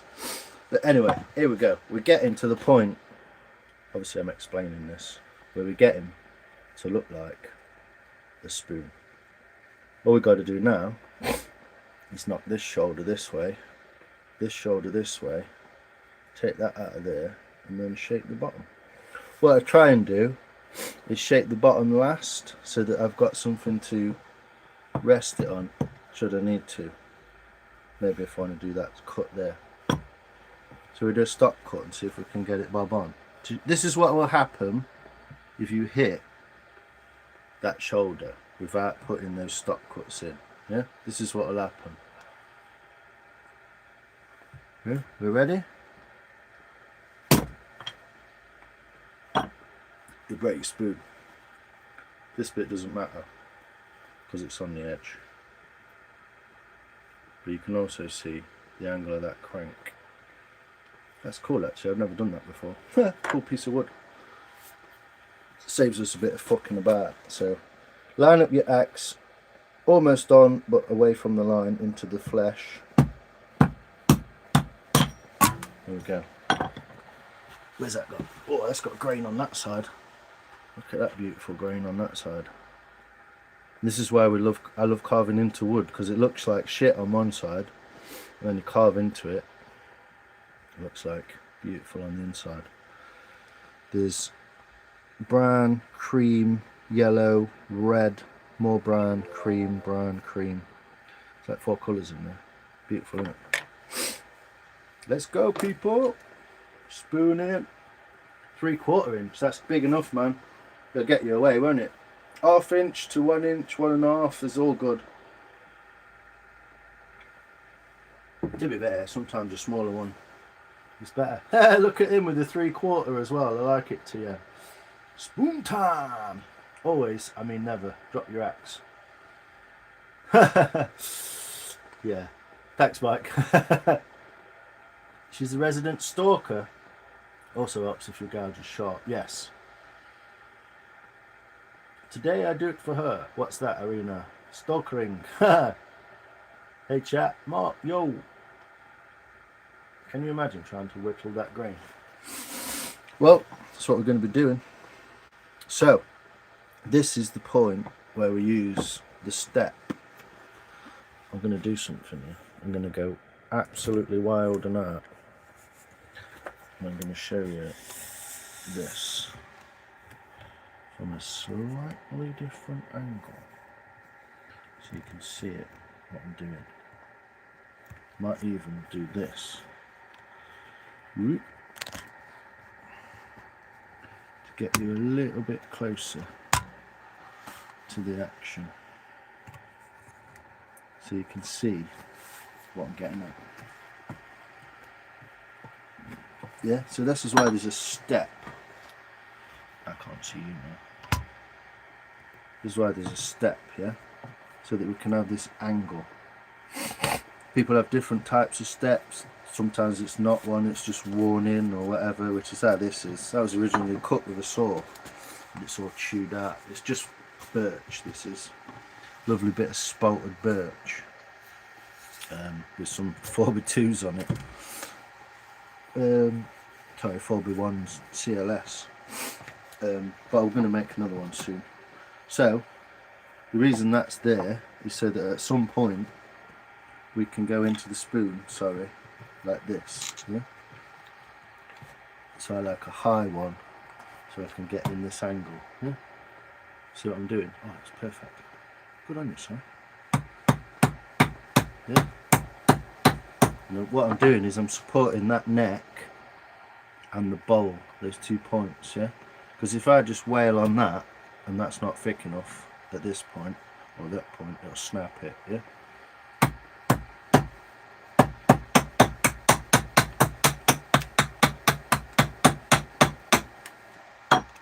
It's good enough, isn't it? You see that alright? Yeah? And then when that's happened, we've now relieved that side, so when we turn it back over, it's a lot easier in a way to get the other side. Yeah, so just supporting it on the edge of there. You can't see this bit, but can axe blocks moving.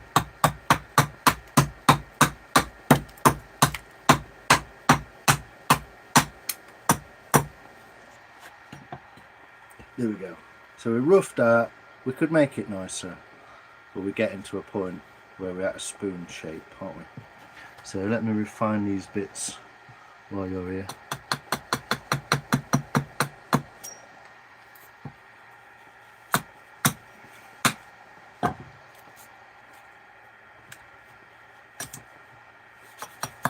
But we're still keeping everything square there and square there, apart from this curvature, yeah, which we can now start to change anyway because we've got all this bulk away from the handle.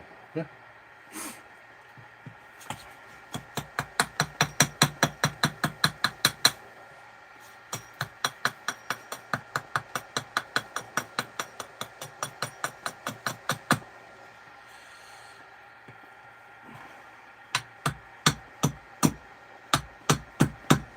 I don't at this point want to slip into there either. That's why I'm being gentle as fuck. Yeah.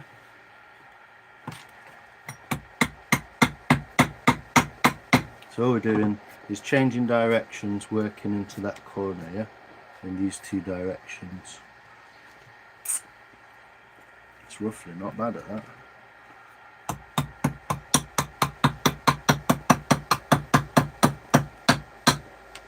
Oops. So going to the back there. There we go. And that, just the last two corners, which is the same as you would imagine. Straight around the corner, it's slowly lowering the handle as you go around.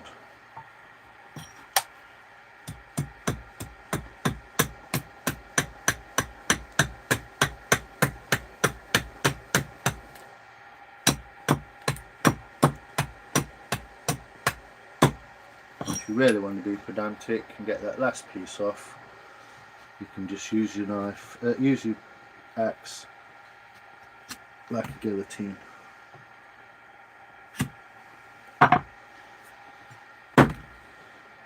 There you go. How's that? Any good? Any good? For heaven's sake, I hope Marius watches this. He's learnt a completely different style, a completely different country, a completely different continent. Come on, let's do it properly, Si.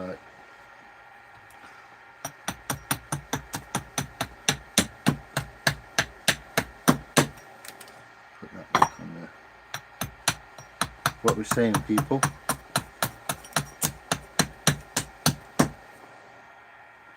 All I would ask is, if you do watch this video and you do take from the skills and you do learn from it, take a picture of your spoon and show us. That's all I ask.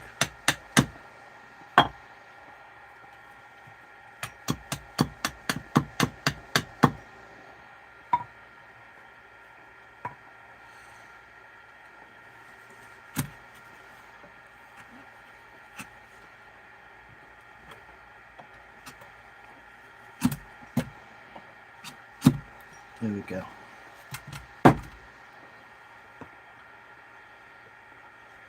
Can you see that? Can't get it to stick. There we go. How's that? We all good? Middle boy. Is that alright? Looks like an ice cream. Yeah, man, I suppose it does, yeah. Got that same shape on it. Stick handle, big top. How we doing, people? You making it look easy? It's took me a year, mate, that has. And almost 75 spoons. Plus the ones I've chucked away. Probably 80 spoons, I don't know. 80 tries at it.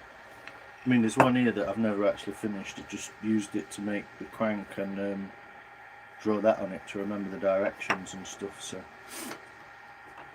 mainly as a prop for YouTube, to be honest. But how cool's that? That's the crank out of the spoon. Cool, isn't it? Yeah, look at that grain. Is that not beautiful? That's going to be amazing, that spoon is. That's the basic. That's called a spoon blank. Yeah, so at this point now it's called a spoon blank. I could sell that on eBay as a blank. Yeah, it's ready waiting for someone to make a spoon out of. I can see there's a bit of a fuck up there, look. It's a little bit too thin. But that means I can keep some of this weight in here, yeah? It also means that you can see the grain and where it's going to be. So I can still draw a bit more of a spoon on it, yeah? Like so. Yeah.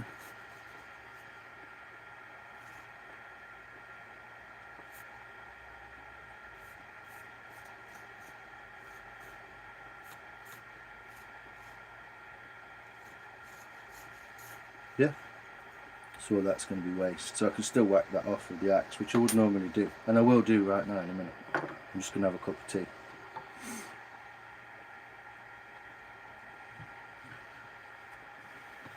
Oops. Yeah. It's the only way to do it, baby kisses, yeah. Wicked sigh. Thanks, South. Very nice. Still not bad for a Brit. Cheers, BTN. Dang shot. Looking good, sounds good when you knock it. Yeah, it's a good solid spoon. Made of ash. English ash. And I'm going to do that in a minute with the axe and show you how to take these cheeks out. It's still two-dimensional, yeah? We've got one plane here, that's one dimension. Yeah, if you're doing architecture or drawings, anything like that, that's one dimension. And that's another dimension, yeah? What we need to do is put that third dimension into it, which is the shape on these corners. Yeah? It's still three-dimensional, obviously. But we've only done two faces, two of the 6 faces. Like a dice, isn't it? Ah, cheers, Land Rover. Appreciate you, man. A spoon fit for Friar Tuck. Yeah, probably would, man.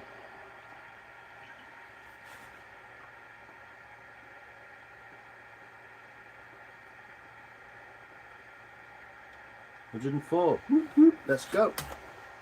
Hopefully people saw that happening and enjoyed the kind of whole process of watching it, you know.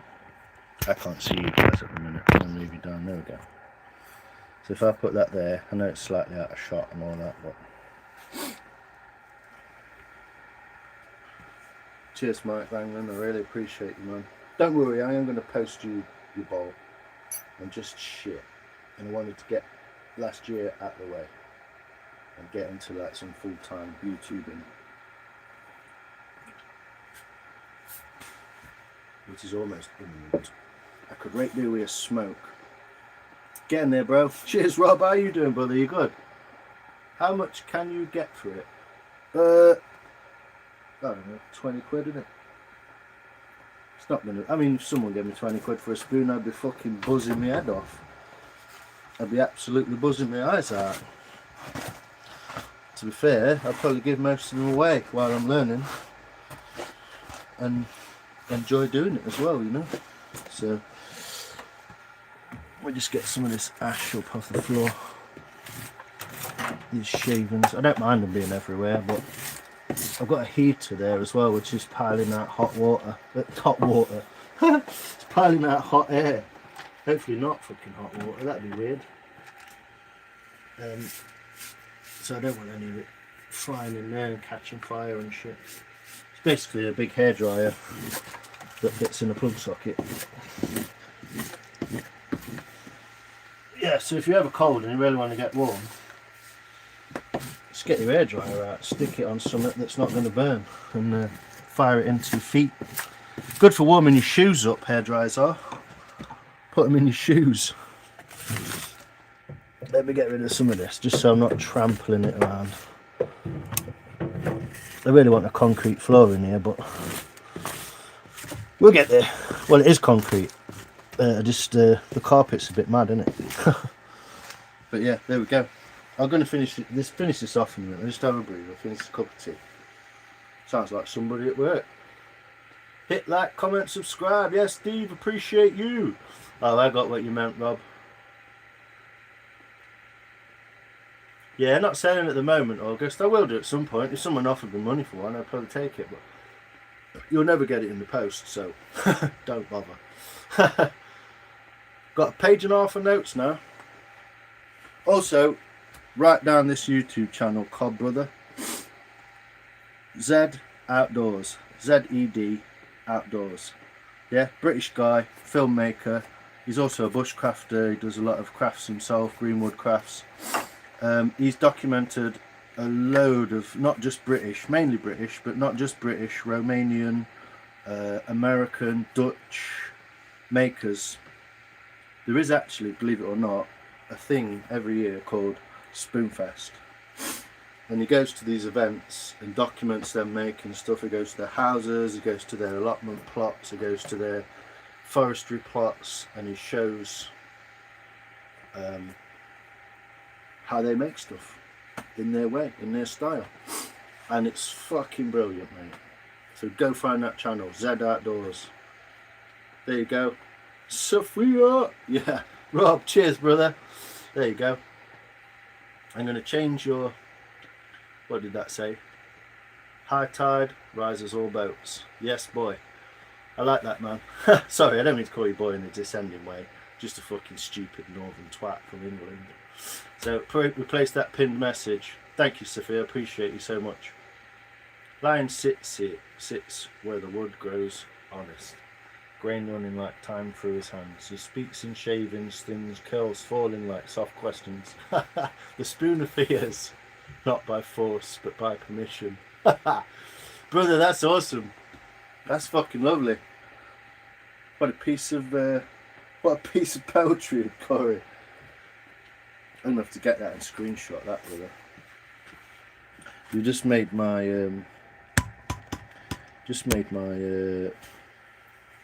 onion reaction happen. Writing shit like that.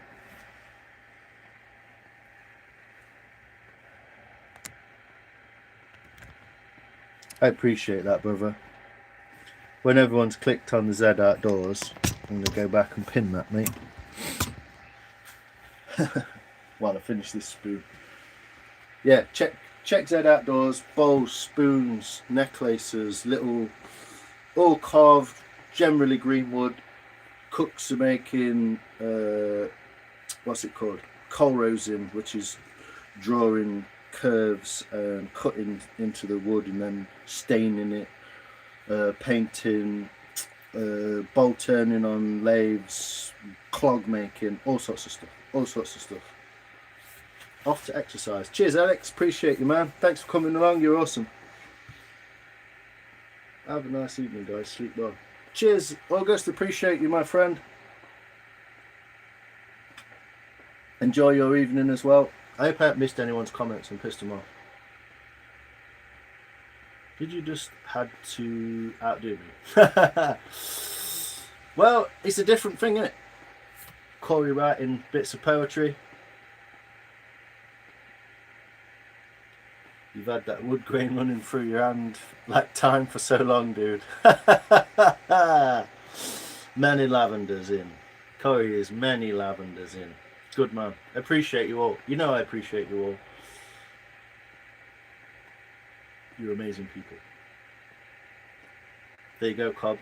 I'll show you the rest of it when I finish this cup of tea. Hold on.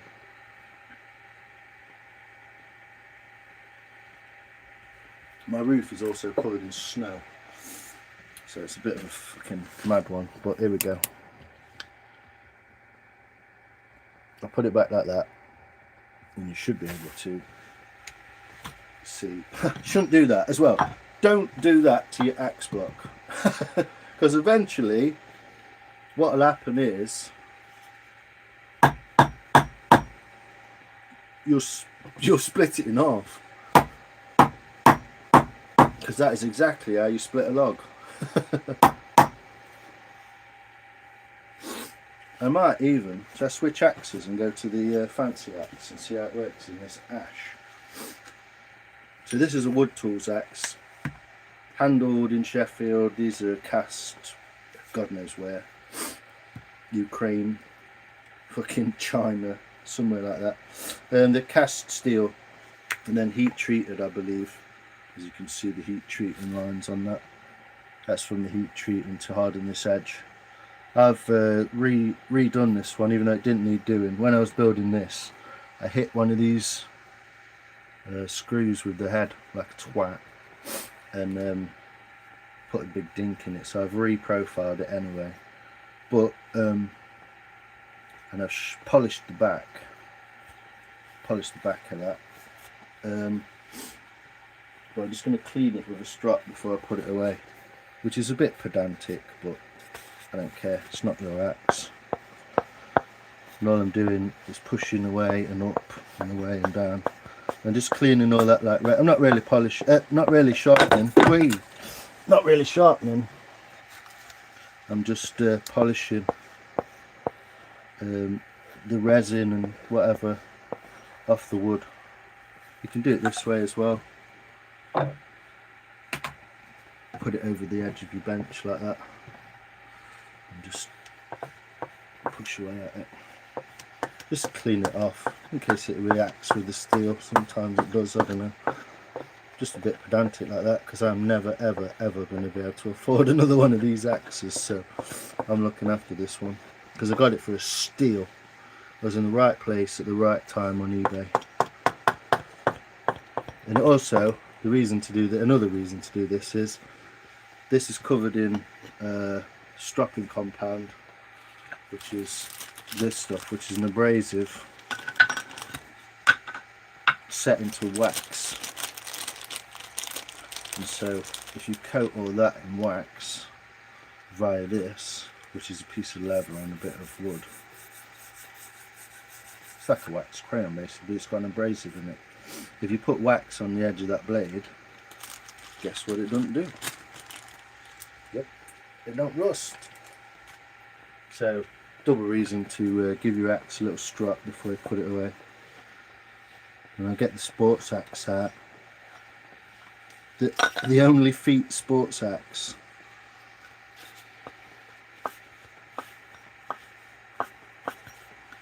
Yeah, but yeah, these are beautiful wood tools. Look them up. Sheffield based. Robin Wood does loads of videos. Makes his own axes now, which actually are forged in Sheffield. Hand drop forged, hot forged in Sheffield for the first time in like fucking 120 years or something. He's making Sheffield steel come back, and that's why I'm right behind him. Not that he even knows who I am, but I'm only one person away. What is it called? The law of freaking averages or something. But yeah, I did actually do that to my axe. Made it a bit lighter as well, so it's just under 500 grams now. Polish that end up as well. It did look like that. And I'll get the other one out, which is Strongway Tools, an American backed money Ukrainian company.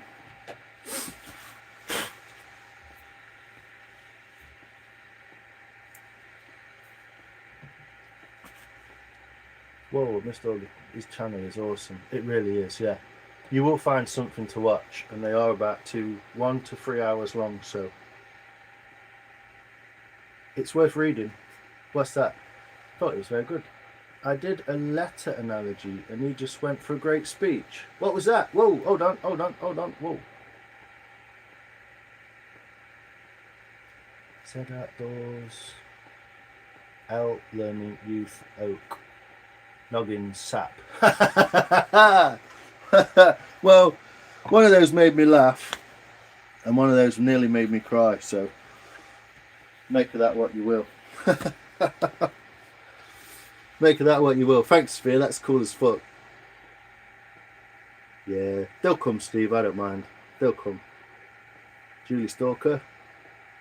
Thought it was very good, so they're both fucking cool, it's funny. It's not worth reading now. Well, I read it anyway. Thanks, Sophia. You lads. I drew you with an axe and a spoon. You did, Rolls. It's fucking cool. You made that. Bug did a drawing of me. You've done that drawing of me. People are making poems. I don't know. Shit's kicking off, man. So yeah, what I'm going to do is try and do this. But I'm going to say I'd purposely drawn it on that side, but I didn't, because that'd be lying. The Only Feet sponsored sports axe.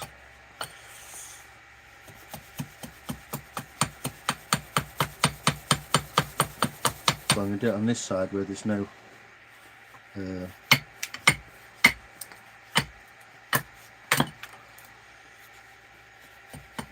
pen, so you can't say I'm following the lines. But you're all cool as fuck. I appreciate every single man jack of you that comes in here, drops a like, spends your time, says hello, and is generally a fucking good person. Welcome to 2026, the year of the Clarts.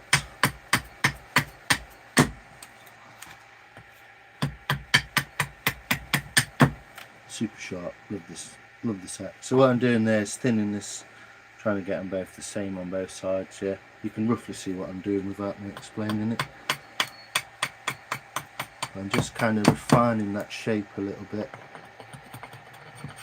This is the kind of standard shape that I would go for, but again what I've done is 45 degrees in there and left like a peak in the middle. Annoyingly, this darker wood, some of it's going to have to go, but it will be in the bottom of the bowl. So Again, coming back from this point here, yeah, so taking that across, just taking some of that neck out of there, look, in the back of that bowl. Accuracy more than power at this point. There we go.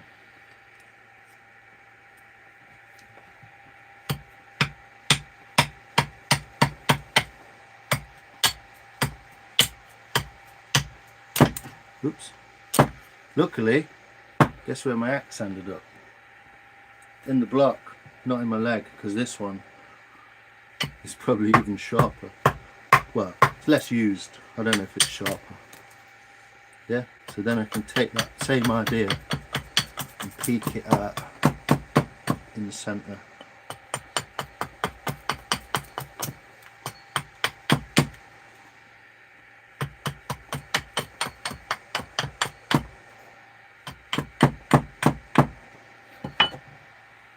Yeah, looks a bit messy, but I can clean all this back up. What I'm trying to do really at this point is get the weight out of it.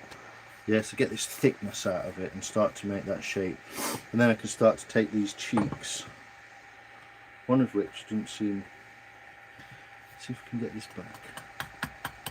I seem to somehow mess that up.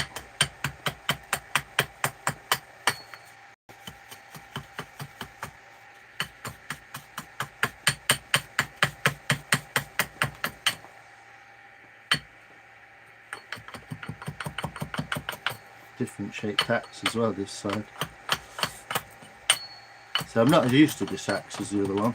And I know this looks like I'm making a mess, which I am, but this can all be cleaned up with the knife in a while.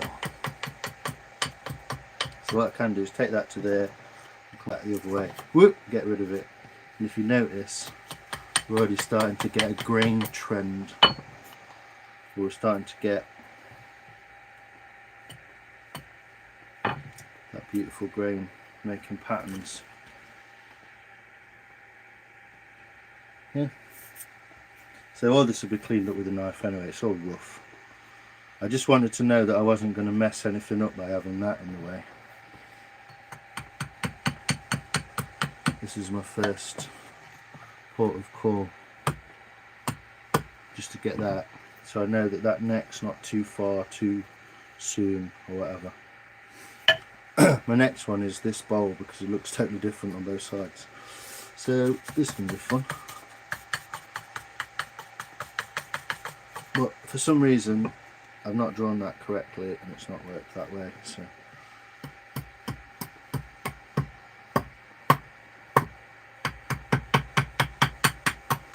So what I'm doing is the same thing, leaning that spoon backwards as I come through. Yeah. This side is the same.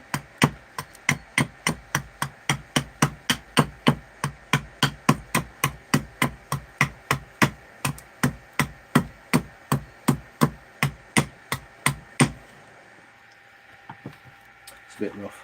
Kind of messed that up, but if I take the old chopper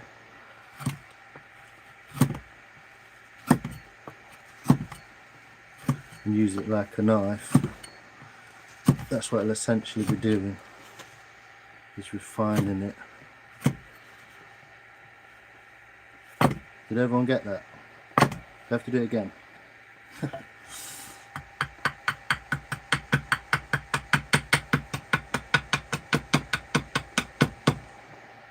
This is also to prove to some new friends and new people that I'm not just some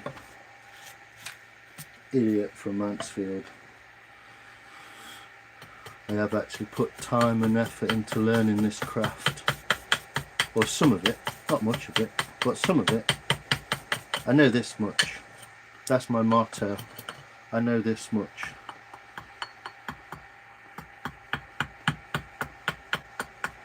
And this is how detailed you can get with an axe. So there's your spoon blade. Yeah, and the rest of it can all be done with a knife. I reckon.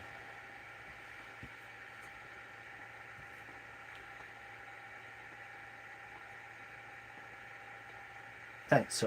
It's alright, so. I'm just so happy to have you people here. You're fucking mental on me.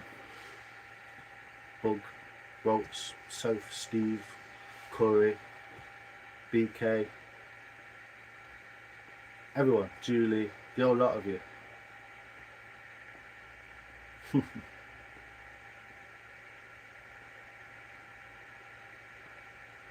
Their fucking speech. Don't worry, I have a poem up my sleeve for you, Sophia. Let's hear it. Don't be shy now. Bug, when's your next live? Yeah, when is it? Can't wait. Very cool. Happy enough watching others. I'm happy enough watching people as well. I can only kind of put the live stream when I'm on into practice. Polish. Yes, gotta go. Cook tea tonight. Hey, go on, Mark. Get in there. What are you after, mate? Okay, now. Hope you get some. Mark, shalom, brother. Mark, reschedule your doctor's appointment. Monday, baby. Sheffield Steel needs to come back. Yes, Rob. I know. This man, the man, he is responsible for quite a lot of stuff. Like crafty kind of stuff going down, man. And he needs recognition for it, you know? He needs recognition for it. And so, I'm going to point people in his direction. I think Star's already... Whoa! I think Star... Sorry! Just my face all of a sudden. I think Star's already bought some stuff from the Wood Tools catalogue. So, I don't know about this. I'm not sure about this. What do you reckon? How does it look? Needs to go down a bit. How's that? We good?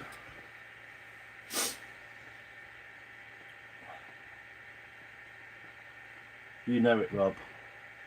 Playful ode to lions. Our pith, our heartwood, our teacher, our friend. Bug, you can't do that while the camera's on me. For the spoon, for the bowl, for the fun, for the workshop, for the truth. Cheers, Bug. Yeah, fucking awesome. I like that. Enough to screenshot them all, aren't I? You people.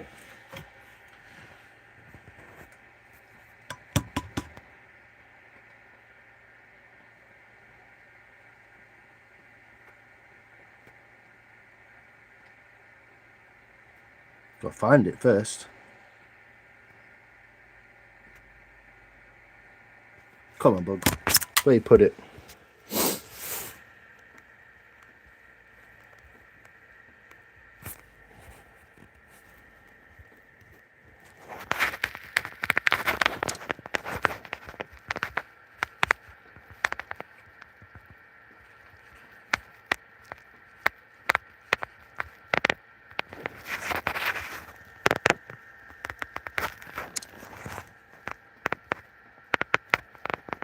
There we go.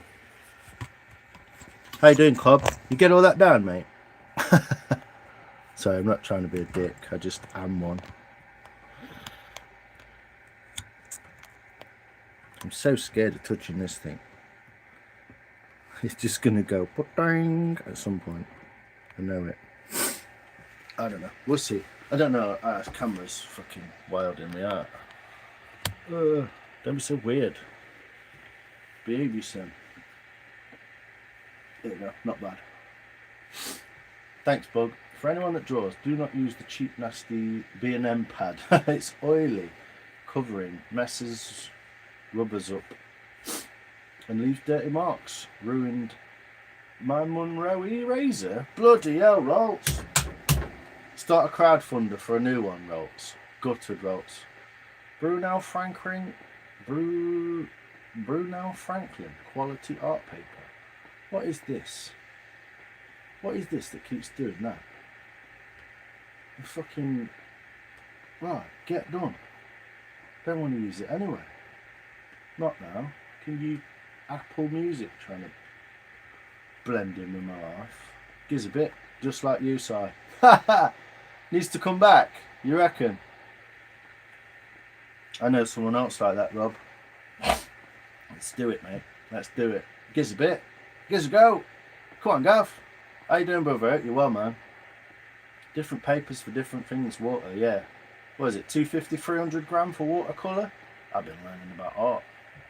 The grain from the neck of the bowl is perfect. Yeah, and that is not me. That is not me that's put that grain there.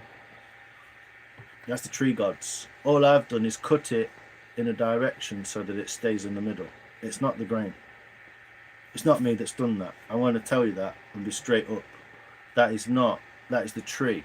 So that's just straight grain, but because I've created that shape in it, it looks like that. So I ain't put that there. If you use any piece of ash, it'll do a very similar thing. If you use it in the correct orientation, yeah? And the orientation of that ash is that way.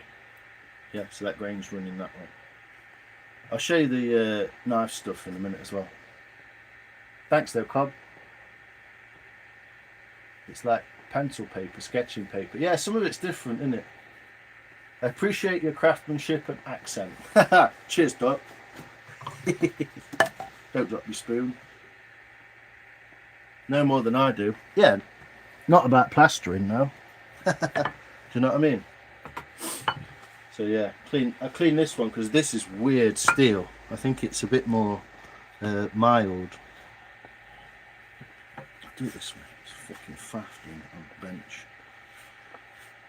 I think it's a bit more mild, less carbony, or maybe it's more carbony. I don't know. Ukrainian American backed steel though. That's what Strongway Tools is. American company with steel, unbelievably, in Ukraine. There is a massive hint there if anyone's ever picked up on that.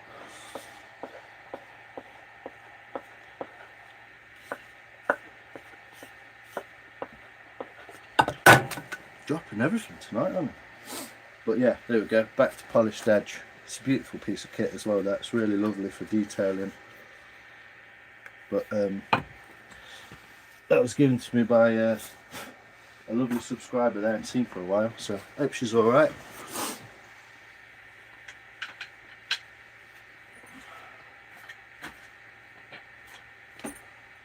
And then what I'd use on the rest of it, what I'd use normally is that.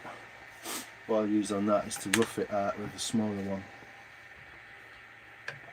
I know this much. Wouldn't you like to know? Wouldn't you like to know? Etchy lightly. Looking good. I appreciate the tutorial. This week I'm going to walk a friend's property, look for some green wood. That's your first port of call, man. The difference in working with green wood in comparison to dried wood is just, it's like night and day. So tools wise, these are Mora knives, yeah, readily available in Europe. Not sure about Canada and America. But you can get something like this made for you or whatever.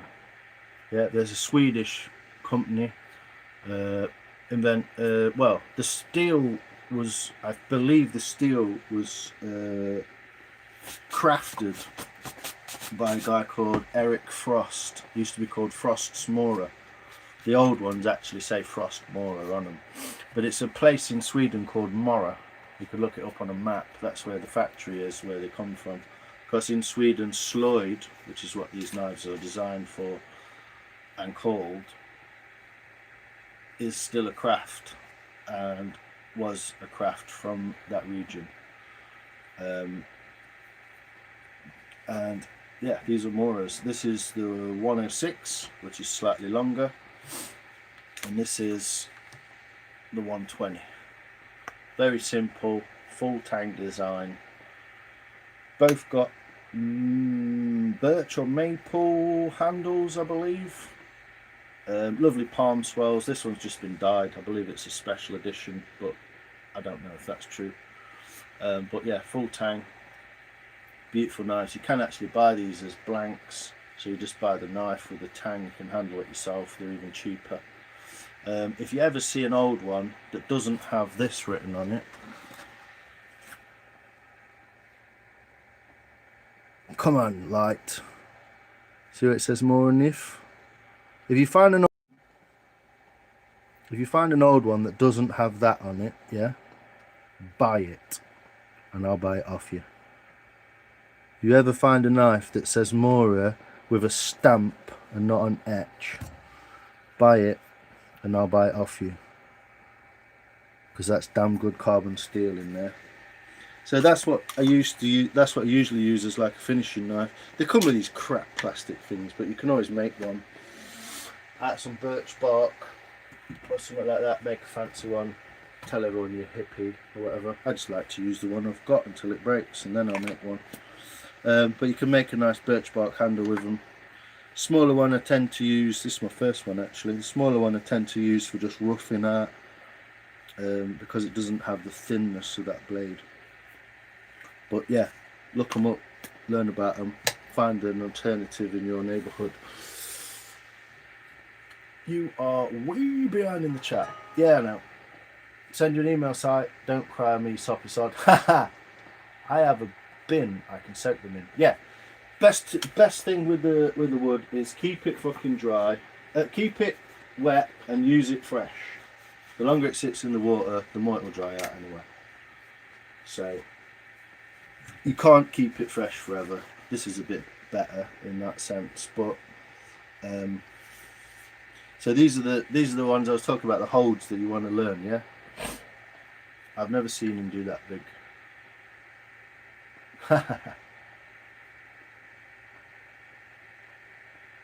Make that noise again.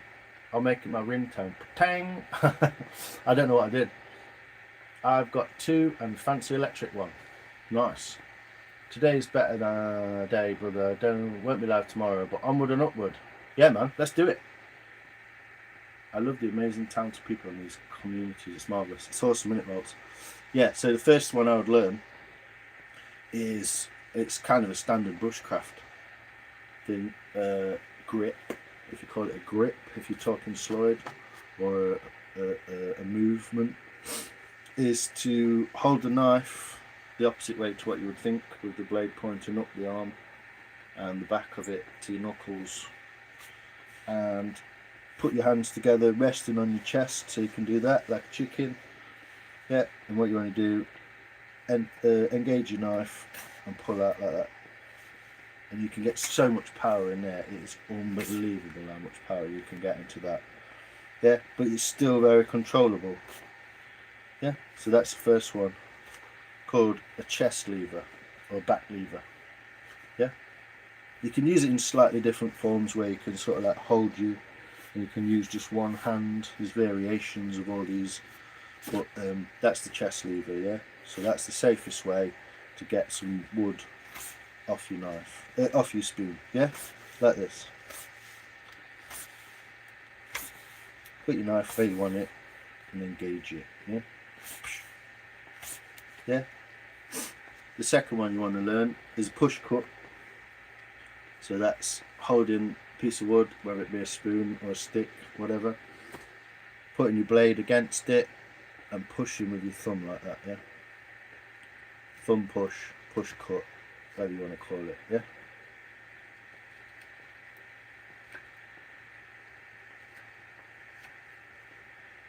easily controllable. Obviously you can't get quite as much power, but you've got a lot more control over that. And the variation in that is, rather than pushing the knife like this in this direction, you are stabbing yourself. You are essentially being able to lever against that thumb as well to create a slicing motion like that. Yeah. Yeah, so you're levering, but you're always away from you. That's why I'm doing it over here on the block. Yeah, that's the idea of those 2. The second or the third one, which I would learn, is a bit more complicated, and you can wear a bib, a bodger's bib for this. If you want to know what that's called, it's called a bodger's bib. I ain't got one, but it's essentially a piece of leather bigger than this that you would wear around your neck on a little piece of string or something, and it just enables you to be able to put the spoon against your chest, because if you do that for long enough, it sticks in your chest. Yeah. And what I would do is I hold it with one finger on the end like that. Yeah. You can see that.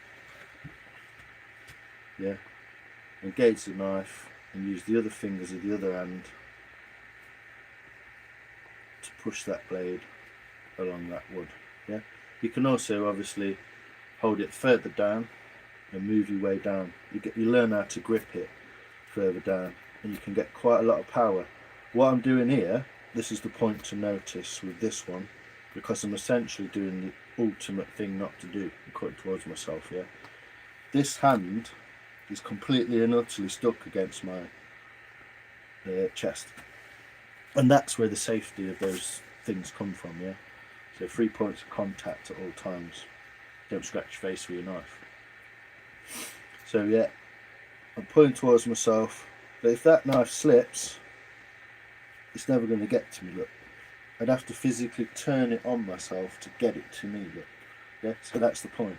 Yeah, using the body to stop that happening. So you can also, variation of that is not just a push cut, but just a push cut and levering away from it to cause that slicing motion as well. Yeah. So you start to realise all three things come together. Yeah. So start at the end, bringing it down like that.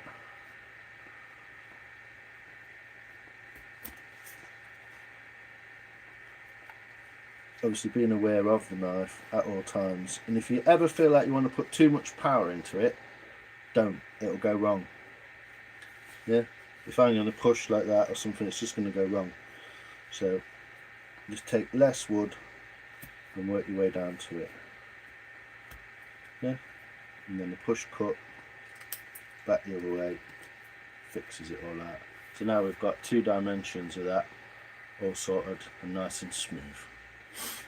And you work your way around this edge, all the way around like that, and then the back of the spoon, and then the top of the spoon, and into the bowl.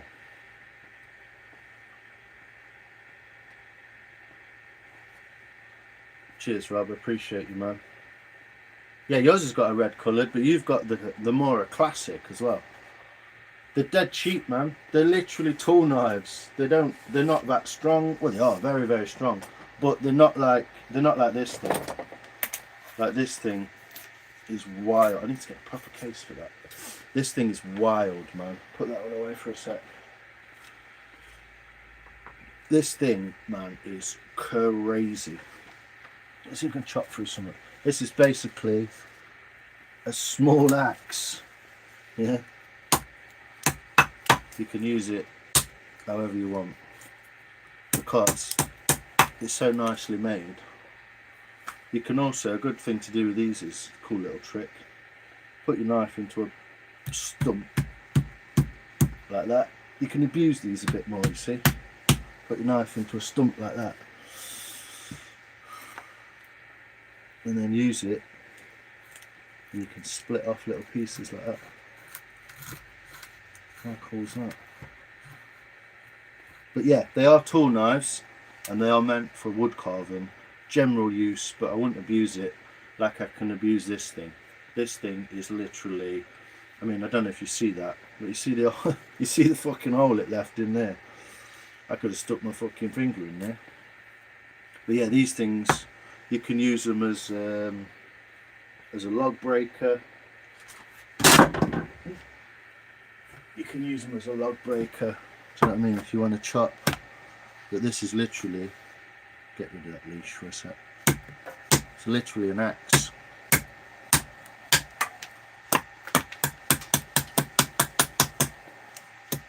But they are beautiful knives. They're 20 quid and they're worth, well, 25 delivered probably. But they're worth every piece of it. But they are not supposed to be used like that, if you know what I mean. So there is a limit to them, that's all I'm saying. There's a limit to them, yeah. Got that wet now. so I'll have to strap that in a bit. But there is a limit to the capabilities. You stick one in a stump and do that, you might snap it. But then obviously don't abuse them, blah blah blah. But yeah, they are stunning, cool little knives. Very, very cool. And if you look after them, they will last forever. They do say that an old Mora cuts better than a new one because as you sharpen it, it gets smaller.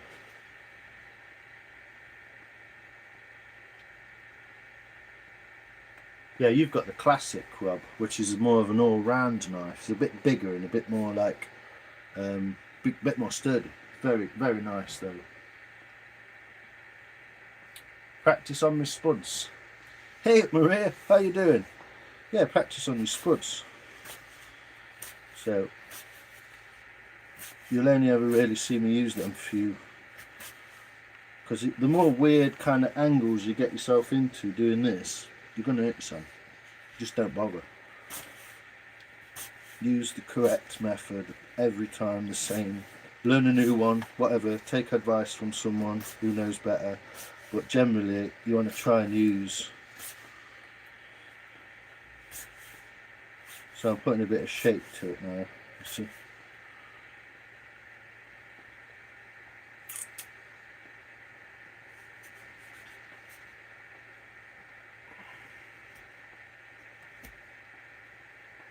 There's other ways to do this. Other people will tell you differently.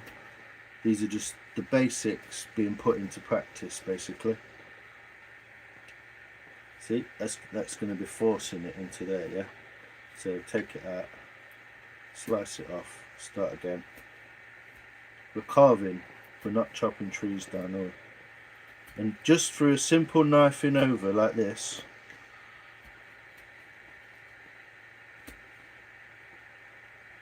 in one direction, just once over basically, you can change how that piece of wood looks. There's another variation, look, and just hold the knife steady, pull the piece of wood. These are kind of bushcrafty techniques, for the ancient slide techniques. Not from me, obviously I'm not an ancient slider, I'm just saying that that's where they come from. They're not invented by me. Kind of give props to the people who would have done this, the Scandinavians, the Yakut, possibly Inuits, Alaska, Canadians, Indian, you know, they're the people who would have come up with these kind of skills. And all I'm doing here is trying to make everything square and symmetrical. I can get that in there like that and start to get that shape that I want in that spoon. To get most of it off and then come and refine it nicely. This fucking grain looks mint. Like I said, it's wood, it's not me, it's the wood, just the way I've cut it. But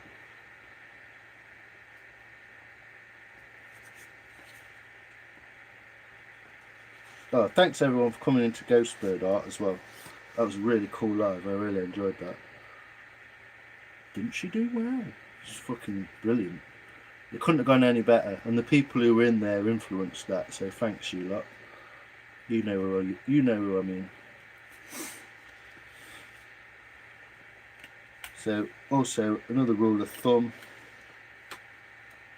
is to always go downhill.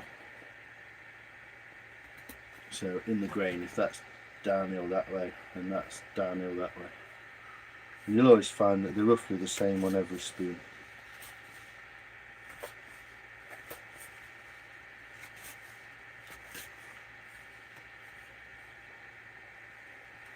But this is starting, it's really tough grain. Helps to have strong hands as well. So going climbing helps a lot.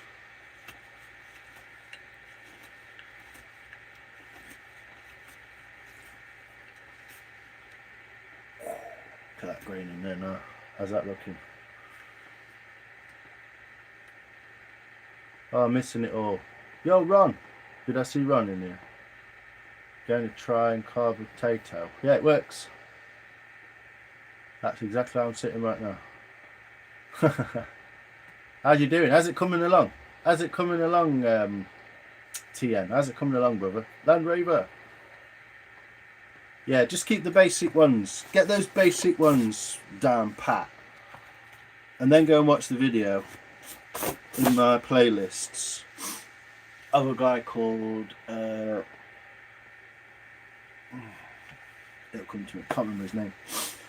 And I'll tell you about it. Is that the one Ron made? No. These are just... No, that's the one I made. That's my knife. That's the one I made. I just need a better sheath for it. Well, not better, but a different style of sheath. It's cool. It's a cool one. It will last forever, probably, but it's just the wrong style.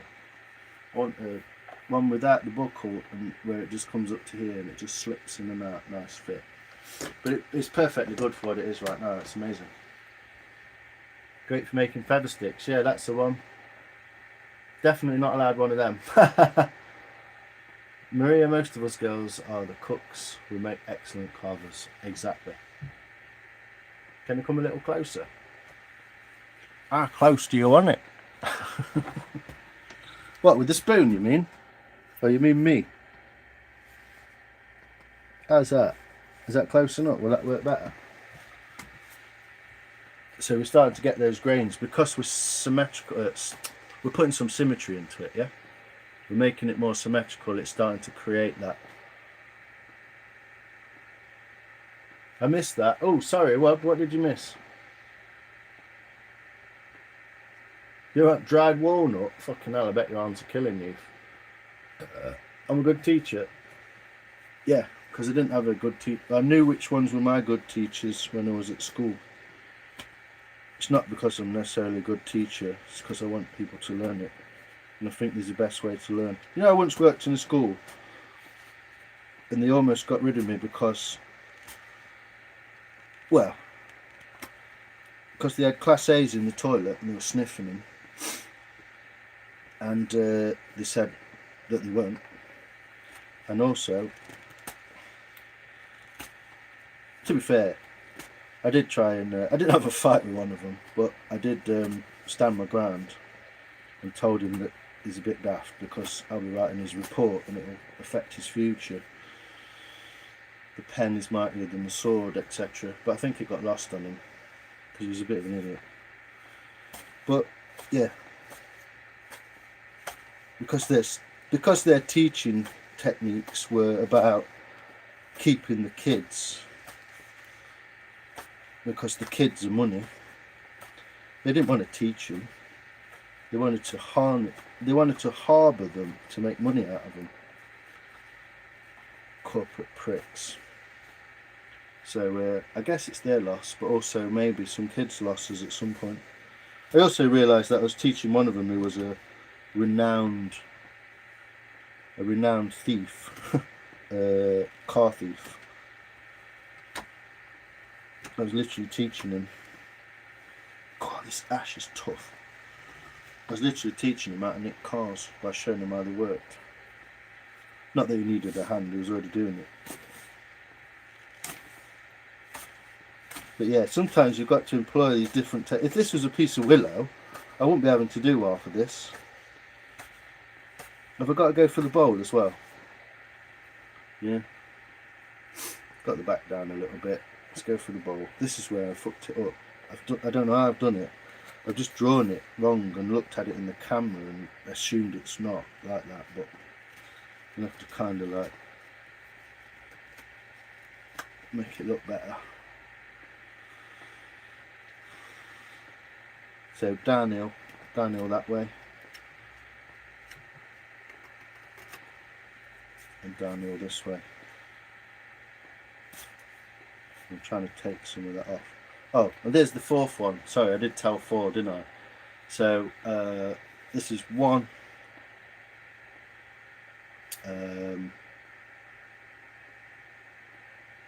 What did I do? 2. What did I do? Is 2. I can't remember the second one. But the fourth one is the potato peeler. So making sure your thumb is well out of the way of the blade pull yourself towards you like that, the potato peeler cut. I can't remember the second one now, my fucking brain's gone dead. So awkward to do, but that's how you'd show it.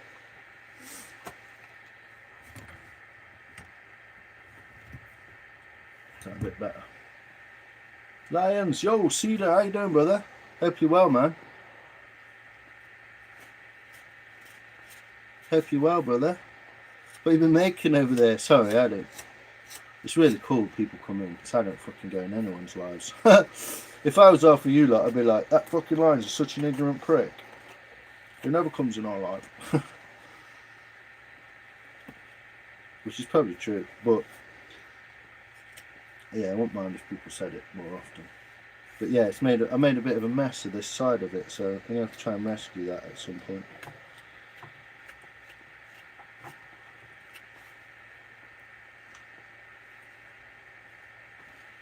But yeah, this ash is drying pretty rapidly in my hand as well. You find that it dries off quicker than you can carve it. So getting quick is kind of the last thing you want to do.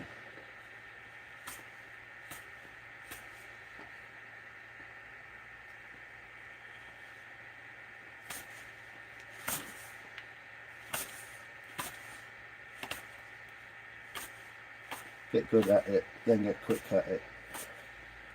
I need to get quicker as well. That's my mission for this year. Just get better at it. So we're getting that basic spoon shape, but as you can see, there's a difference here. I think it's when I knocked it off with the axe. I think that's what did it. It was a bit too close. Therefore I should be able to save it by digging in further. Willy Sandquist. That's the guy you need to look for the video of. I believe it's in the one called Carving the Spoon.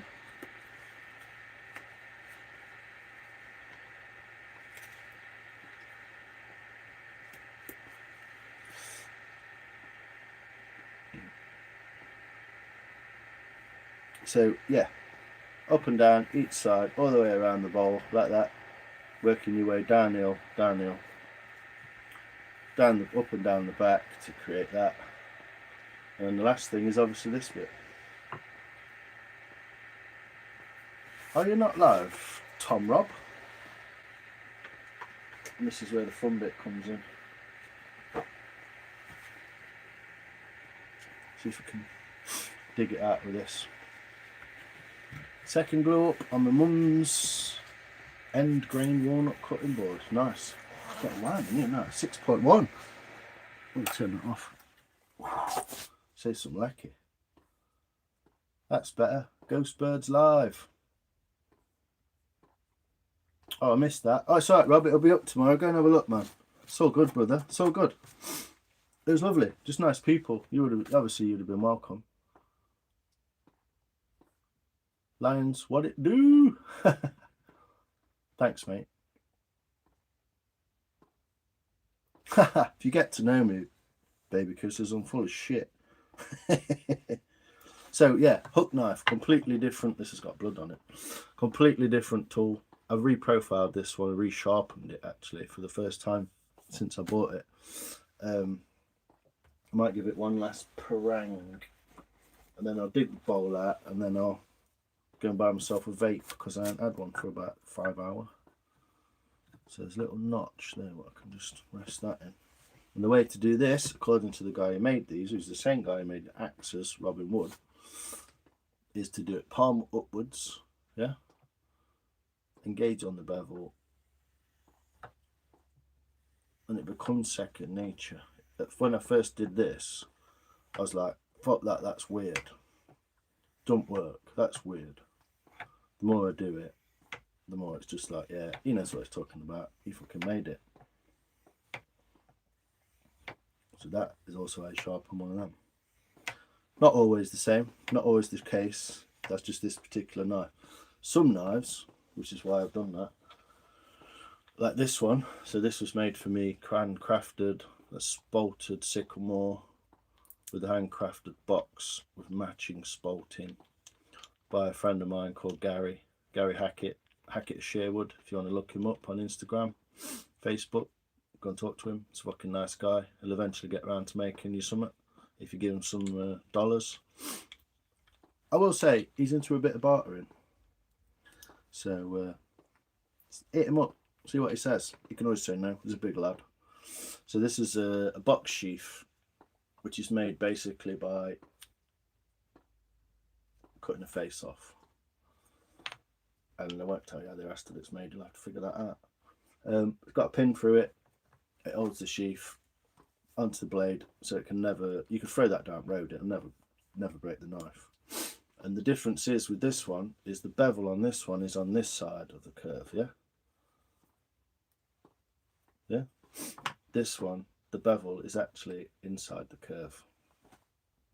It's confusing, I know, but you can tell that, and you can see that. Hopefully you can see that in a minute. You see those two rails, one in the outside, either side, yeah, like train rails, yeah. See those? That inner part is flattened down so that it creates this curve on the back. See how that's curved, yeah? So what you do with this one is you sharpen inside there. So you use a flat piece of dowel, a round piece of dowel of roughly a diameter that's not got to be the same, but roughly the same. And all you do is hold it flat on both rails, you put a bit of compound on it, just like you would on there. And you just have to do that. And that's technically how you sharpen the inside of one. So it depends on whether the bevel's on the outside like this style, or the bevel is on the actual inside. Same either way. There you go, all the knowledge, all in one video. And the way you'd use this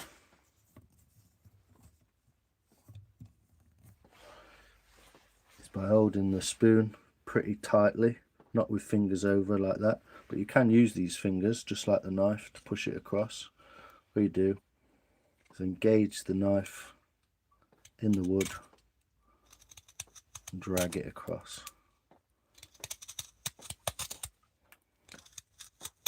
This is a lovely roughing out tool.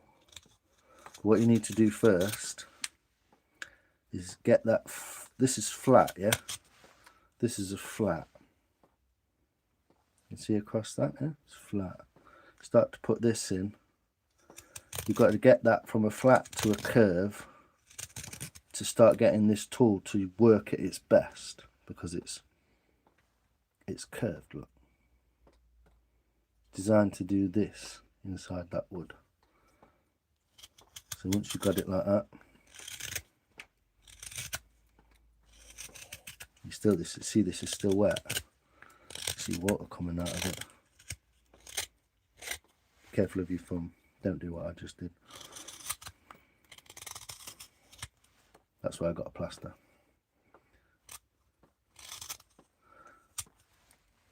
Yeah, that's starting to create that curve. Yeah, this is more of a rough tool, good for digging out bowls or kind of rough work but heavy work. That's what this is for. Yeah. This tool, the other one I was using, is more designed for, let me just sort this out, I've got a chip in the corner, look.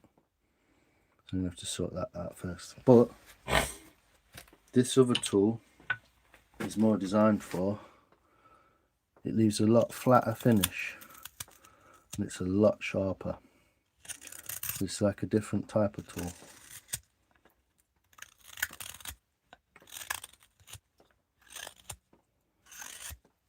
Oops, I felt that. Just nipped my skin. But what you do is you put your thumb lower than the knife, so I can technically fire that knife out of there. Can't hit anything, because my thumb's not there, look.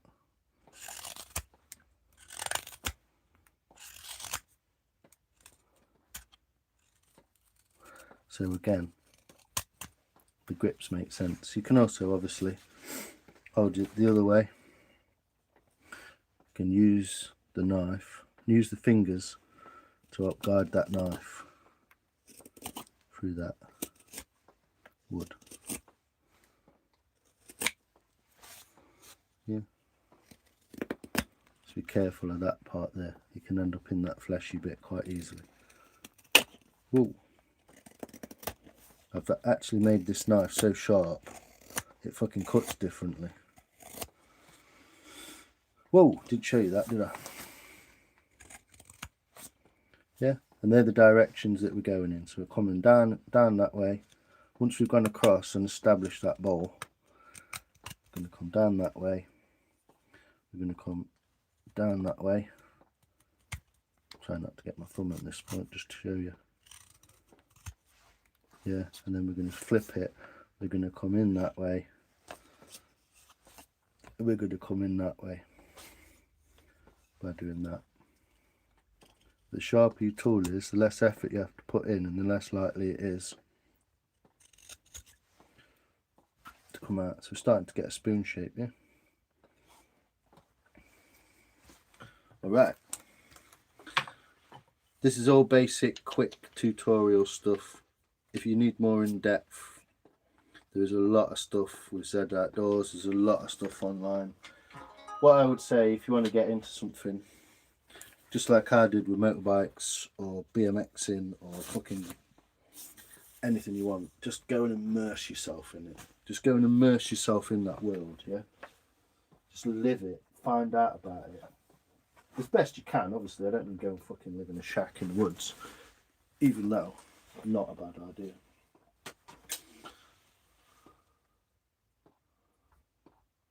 Whoa.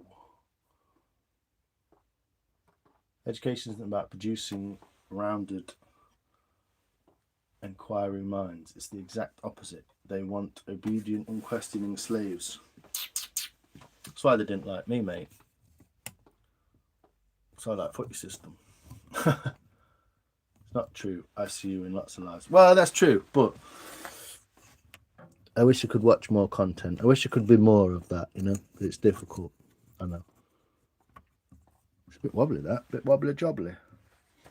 So it's out of a fucking cracker anyway, isn't it? Thanks, Rob. Appreciate that. Yeah. Had to stop and smash that like button. Woo! Cheers, Cedar. Appreciate you, fella. It's always good to see you and what you're up to. Last time you were doing a massive resin pour. It was fucking huge. It was like a tabletop or something. So I'd love to see how that went. So yeah, if you want to see what I found in the bowl, it's that. Yeah, I'm on all comments, mate. I can see you. Sorry. Polado, how you doing? Sorry, I'm shit. I'm behind. I'm just teaching everyone.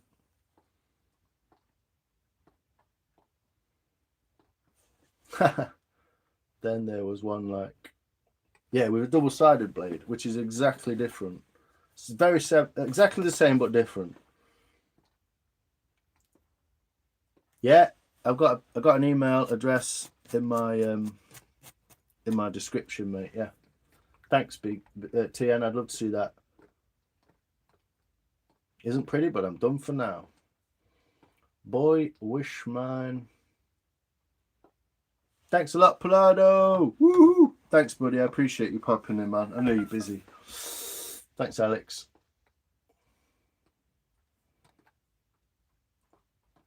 Thanks, Maria. I just needed to sit down and do it at least once. Love that sound. Yellow tiger's eye. Patterns are nice. Yeah, they're cool, aren't they? Sorry, catching up on the chat. So good I could catch you, Polado. I really appreciate you, brother. I hope you're well and the family. Oh, I need a fucking smoke. Yeah, I want to get it running, Alex. I really do. Someone give me £1,000 so I can get my motorbike running. Not that it'd take that much. A couple £100 to do it, but I carve with my old timer slim. Yeah, that's it. A 1080. That's the other Mora that you've got. Like button activated. Cheers, Polado. I appreciate you, man. It's in the finishing stages. I have the walnut to make the base. Nice. I like it, Cedar. I like it. Yeah, so here's a tip and a trick. Don't give this away often. If you're going to write it down, don't tell everyone. Just about got that squared away, almost. Change the handle somewhat, and I've not done any of this. Look, see, that's still old rough old shitty wood, so that's going to look awesome. Sort that out. It's going to look awesome.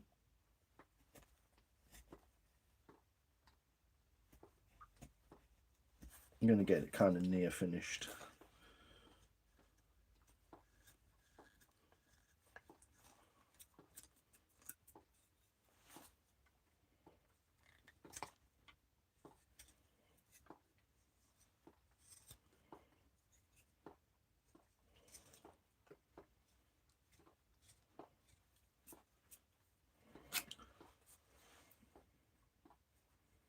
Not finished, but near shape. So you can at least see I put the knife in everything except the top of the handle, which I'm probably going to end up doing. So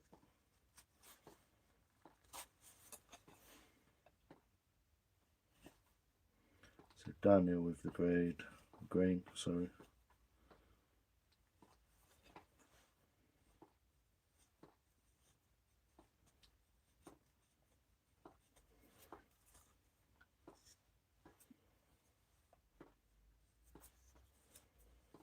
Bit stringy because it's been sat in water, isn't it? Yeah, so here's the tip. Don't mark this down.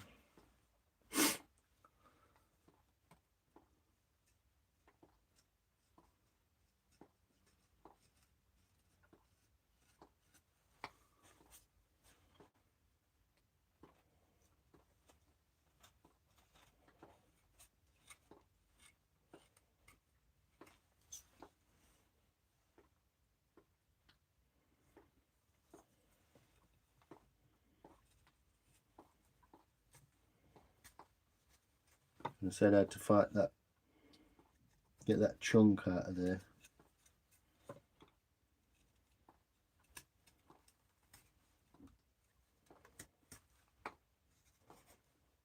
That's how much I've got to take off.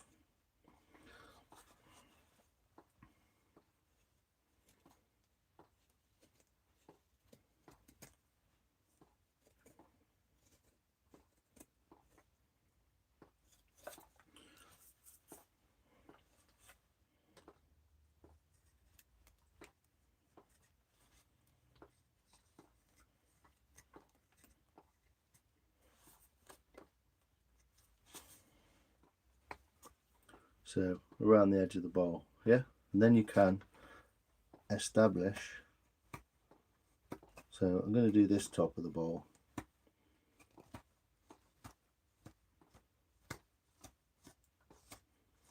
I don't think anyone's seen me for a while just make a full-on fucking spoon, hasn't it? But you see how much I've had to take out of there to get that to go where it was chipped. But it is of no matter because I'm going to take this bowl out, yeah? So what I was doing is sorting out around the edge of that bowl so then I can take the spoon knife to it properly.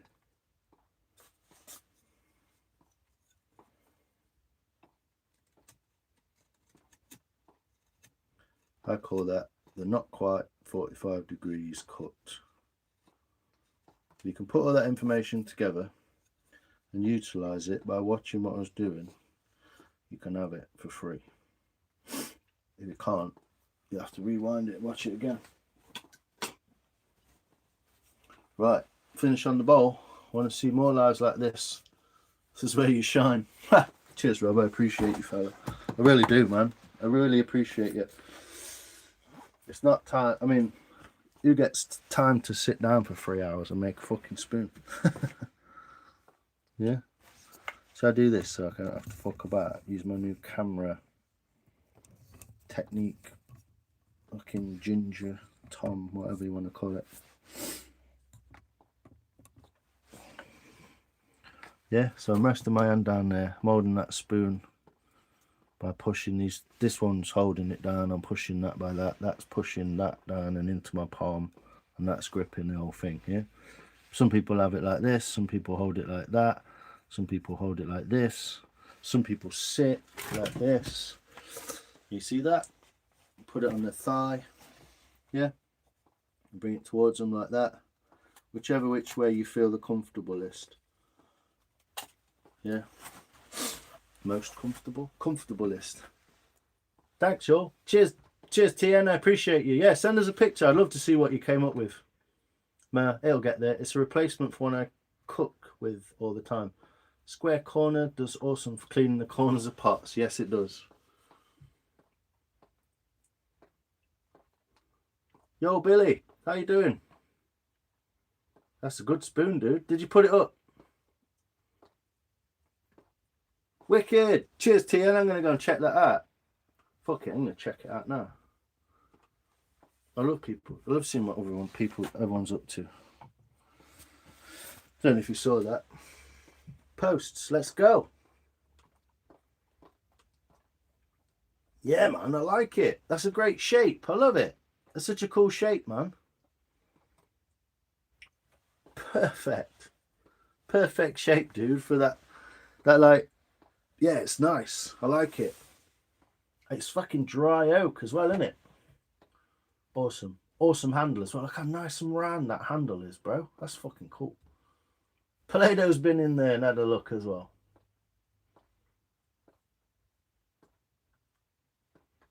You do. That is exactly what you need to do, Palado. Yes, mate. Thanks, TN. That's cool. I'm good to see that. I love seeing it. Yeah, it's a good spoon. That handle is perfect, mate. Perfect. Cedar, Maria, Palado, Cedar. No problem. This is what I would be whittling my fingers away lines. You just got to be careful how you go about holding it. That's all you got to do. Now let's tell about where he doesn't shine. Exactly. Leave the bits you don't shine at. Leave the bits you do shine at and work on the bits you don't. Like answering emails, posting shit, and general tomfoolery.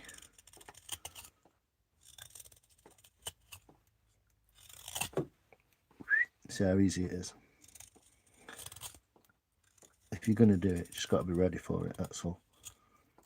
But try not to put yourself in the position where you're doing it. Once you get it carved and it starts to get a curve to it, the knife makes an easier, better cut, and you have to put less effort in, basically. If you're putting too much effort in, then you're doing something wrong.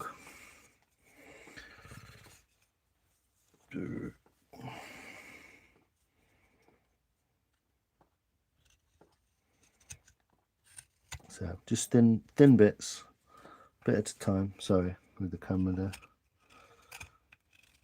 So working my way down towards that edge. I know it looks like it's right on my fingers, but it's clear it's not.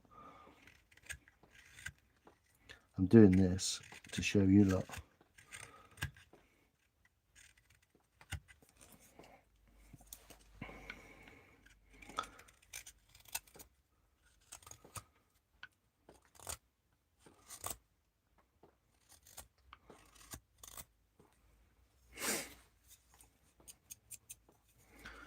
And then around this way. Once you've got those main bumps out and you've got that curve happening, it just starts to become easier, especially in this wet ash. So you can see the pencil marks still where I've not gone to the edge. That's what I'll try and change. So see how I'm coming 12 o'clock to 3, 12 o'clock to 9, 6 o'clock to 9, 6 o'clock to 3. And you can go from 3 to 6 and 6 to 3. Any other direction, you may encounter problems. Not guaranteed, not always, but you may encounter problems. But yeah, get a hook knife, Palado. I want to see it. Some green wood. It encourages you to go outside and find some wood in the woods, you know. Take your kids. Go and have some fun. I'm so glad I sharpened this knife. It's just changed the way it works so much, though. It's crazy. So now we're getting to a point where we've got a spoon. It's still too thick, in my opinion, here. So I'll be taking some of this out of there. Just drop that. Basically, if you just count these lines, 1, 2, 3, 4. I'll probably be taking it to that third line there. Just completely off. And that'll give it the thickness. And you give it the old thumb and finger test. To test for thickness like that. And obviously there's a lot more I can do to shape this, make it rounder, flatter. But basically, without this bit being done, which I've left on purpose to show you how fucking rubbish it looked at first. There's your spoon. Enjoy. I'm going to go and buy some food and a bake. And then you can experiment and make different shapes, different woods. Ooh, different woods. Can't see that one. Different sizes. This one's made from plum. It's fucking beautiful. And it's tiny. This is the willow goat spoon. This is the plum teaspoon. They're exactly at the same position. Yeah, same process. Just different, slightly different shapes. That's copied off the internet. If you look up willow goat spoon, you'll find another one of them that looks just like it. Go find stuff. Go find some wood. Take your kids out in the fucking trees. Go and look for stuff. Look for some nature. Get inspired. Get out of this fucking bullshit we're in.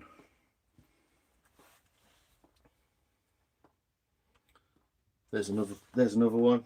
This is spoken for, but there's a different one. So that's a totally different type of wood. That's an orange, red alder. There you go, baby. There you go. Need to sharpen them. Yeah, just drop them, mate. Give them a quick flash over with a 1500 grit. Just get 1500 grit on a piece of flat surface. Just get it nice and flat. Get a pattern on it. Strap them up. Just don't start taking off loads and loads of it because there's just no need for it.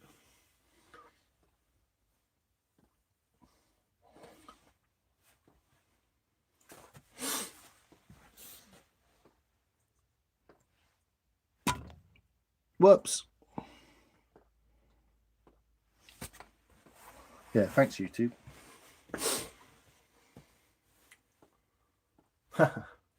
Cheers, baby kisses. Cheers, Alex. Cheers, Cobb. Appreciate you, sir. I'm really happy to have met you. You're an awesome woodworker, and I really enjoyed chatting with you last night. It's really cool. So thanks so much for spending time with us, man. Appreciate every one of you, including you, Polado. Maria, Polado, TN, BK, Rob, Bug, Alex, Rolts. Why are you not fucking moderator? Whatever. I don't know if you need to be, but you are now. Beautiful work, man. Appreciate you. Small spoon. Side Pith Lord. all this stuff is my favourite. You need to find some more spoon makers. There's a lot of them. Thanks, Cobbs. I appreciate you. I don't know why I call you Cobb. Cobb Mountain is obviously a mountain range near where you live. What you call like a bread roll or something like that. That's what we call it. A cob. Mini coffee scoop I made from scrap from a dresser I tore apart. Soaked it in walnut oil for weeks. Lush. Yeah, I bet that's well nice. I've also learned a lot about oiling these last few months, and really want to get some more stuff oiled up. So put new original artwork up. It's I'm not happy with it. Oh, rolls. Sharpen your pencils, mate. Any ideas? As it easy to carve green river birch. Yeah, birch is lovely, man. Beautiful stuff. Yeah, go for it. Birch is mint. Good thing to do with birch, if you get some nice bits, is oh, don't snap. That thing fucking freaks me out, man. Is make shrink pot. Yeah, so a pot for all your bits and bobs, pencils, scissors, fucking scribes, spoons, screwdrivers. Yeah, this is a cool thing to do with a piece of birch because it dries so nicely. It dries quite a lot. It's quite a wet wood. Yeah, so it's a quick growing wood. Oh, I missed all that, haven't you? Did you see all that? Make a shrink pot. So this is dry wood, and this started out as wet wood. Drill an hole in the middle of it. Use whatever you want. Drill, fucking wife's toys, whatever you want. Drill an hole in it. Scoop it out with your knife. Don't have to be a round knife. Be a flat knife, yeah. So scoop it out with your knife like that. Not this thin. Leave it thicker. Wants to be about that thick. And then score a line. Well, put a dry piece under it. Draw around it, yeah. Cut it out. Draw a line around there like that. And then draw one just underneath it, the thickness that you've left. Put a dry piece in.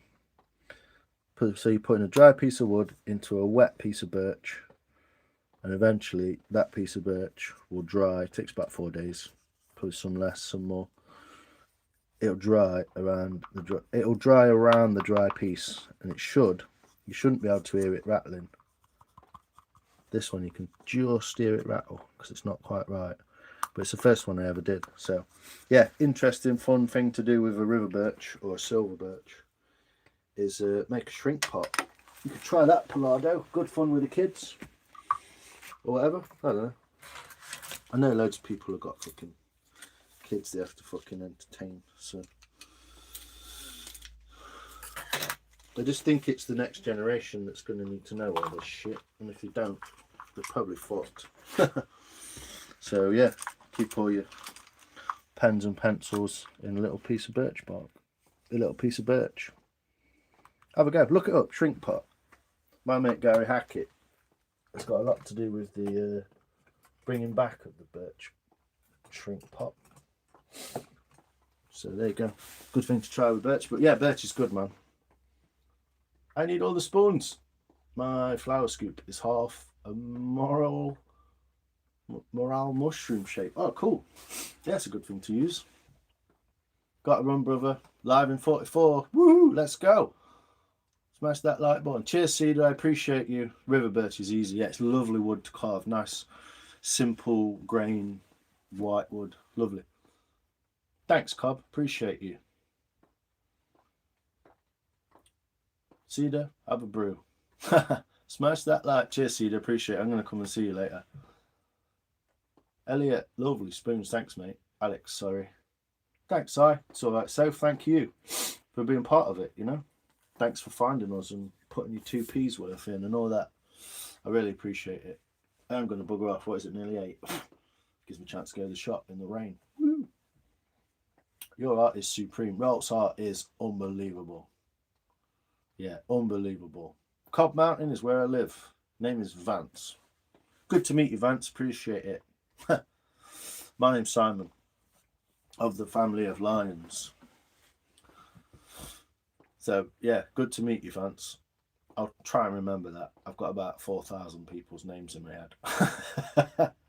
Can make baskets and masks from birch bark. Yeah, birch bark's unbelievable stuff. You can make sheaths for your knives out of it.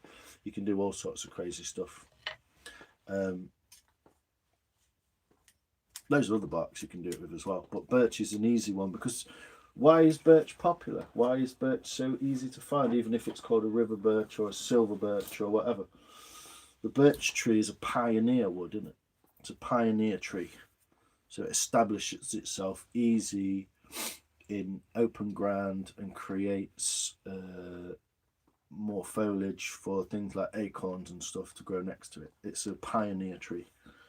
If you're talking about the development of a forest, it's a pioneer tree. Birch bark powder is good for man problems. Ooh, is it? Is birch sap? I'm going to get some birch sap in spring. I can't wait. I've only got about a month to wait, and I'm going to go and get some sap. Can't wait to try it. I'm going to tap a tree.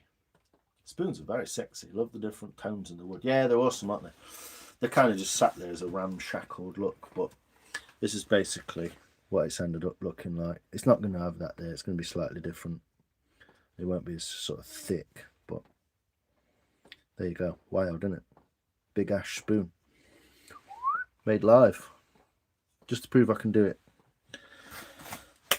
Thanks, people. It's awesome that you're here. Also make whistles. Yeah, you can make whistles from the twigs. You're right, bushcrafter, you aren't you, TN? Yeah, go and see TN Bushcrafter. He's got some great ideas. Go and check him out. Wish I had access to birch. What have you got that's like birch there, baby kisses? That's what you got. Birch bark powder. It's good to teach your children. Get them off phones and TVs. Yeah, exactly. Then pen pot is brilliant. They're cool, aren't they? Not hard to do as well. You don't even need a drill really. You can literally put your knife in it and just keep turning and turning and turning until you get it. Especially when it's wet. Russians really love birch, yeah, because it's the forest tree. You know that 18%, was it 30%? It might be 30%. 30% of all trees on Earth are in Russia. Birch is our national beloved wood. I didn't know that, Arana. That's amazing. That's so cool. Batch or bat, not a cob. No, it's not, Tom. It's called a cob, mate. There's even a fucking Facebook site called it that. But yeah, I get you, Tom. Lights keep coming. Thanks, Elliot. I step out to walk the pups and I come back to spoons on parade. Yeah, Mike. How you doing, man? You good? Sweet dreams all. Thanks, Simon. Cheers, Maria. Appreciate you. Much love. Much love, Bug. All good, Lions. What's your favourite wood? Poof. I don't know. One of my favourite woods to look at is hawthorn. Because it's so common and no one ever sees it. And if you never see it really big, you never get to see it. So maybe hawthorn. But I really like... I've not tried all my woods either. I've tried plum, willow, sycamore... ash. What else have I tried? I must have tried a couple of more. I can't fucking think. Alder, red alder, oak, red oak. So out of the 5, 6 or 7 maybe different types. There's one more, a fruit wood that I've tried. Might have been a pear, plum or pear. The plum spoon's still in here. It needs fucking finishing. Oh, and pear. So pear and hazel. Come on, let's do it. Let's get them up. Let's get all the types of wood out, shall we? Fuck it. So this is the plum. So this is the other spoons that go with that spoon. Yeah. So that's plum spoons. I know you can't quite see them, but I'm going to move the camera for you. They're plum spoons. Crazy wood. Crazy wood. The colours in that. Look at that. It goes from white on one side all the way through red, grey and brown. And then I believe this one is hazel. You see? Yeah. Dropped on the floor. So this is hazel. Battery very low. Oh, I didn't even plug my phone in. 3%. It's going to die.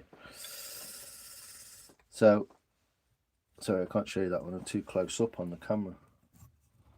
This is hazel as well. So,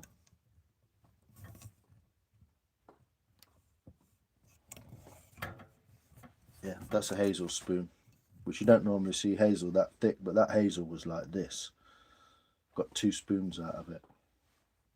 It's like Jenga, isn't it? Spoon Jenga. No, it's not going to go. I'll just hold that one. But yeah, there we go. That's hazel. So probably to look at hawthorn, to carve maybe willow. But then they're all just wild. They're all so different. Red, white, you know, it's crazy. Plum. Yes, baby kisses. Howdy, hedgehog. How you doing, Raspberry? I'm off. Off for the night, bro. Catch you later. Cheers. Cheers, Rob. Appreciate you. Sub to Rolts. Good channel. Yeah, there you go. Check him out. Pretty looks like a lady. All right, brother. Good life. I have to go. 2 phonies at 11. Cheers, TN. I appreciate you, brother. Cool spoon as well. I want to see it finished. Thanks for joining us as well, Gucci Hairnet. Gucci Hairnet. I won't see you tomorrow, Rob, but give us a shout. Say hello, mate. All right, don't be a stranger. Hey, Lion. Raspberry Hedgehog. How you doing, brother? Sister, sorry. Pretty. The plumwood is stunning. It's wild, mate. When it's fresh, it is wild. Try and get hold of some of that cob, yeah? When you when it's fresh and you cut it, do you know when you get like a white chocolate and raspberry thing, like a cake or a biscuit or something like that, where you get that white icing or chocolate with raspberry sprinkle, yeah? It's like that, man. It is literally like paint powder that's just been like purple all the way through it. It is fucking wild, mate. Yeah, it's a really good looking wood plum. It doesn't always dry like that, but once oiled, maybe it will. Yeah, it's absolutely stunning, mate. Get hold of some. You only need that much for a spoon. That's the idea. Lovely shape. Thanks, mate. Very beautiful. Cob bread originates from England Midlands, particularly Leicestershire. Yeah, Leicestershire, Notts, Derby. It's that little middle of the Midlands, the Shires. That's where it's from, Soph. Yeah, the Shires. You just been googling cobs. You make me piss. You do. You're good. Handle's cool as fuck. Yeah, it's got, you know, you stack rocks up when you go to the beach. It's not my design. It's a stolen design from my sensei, Mr. Adam Wise. Go and look him up. He's on here. Sherwood Sloyd. Sherwood Sloyd, yeah? Go find him on here. That guy. And if you want to find him on Instagram, I'll put it in here. Wise.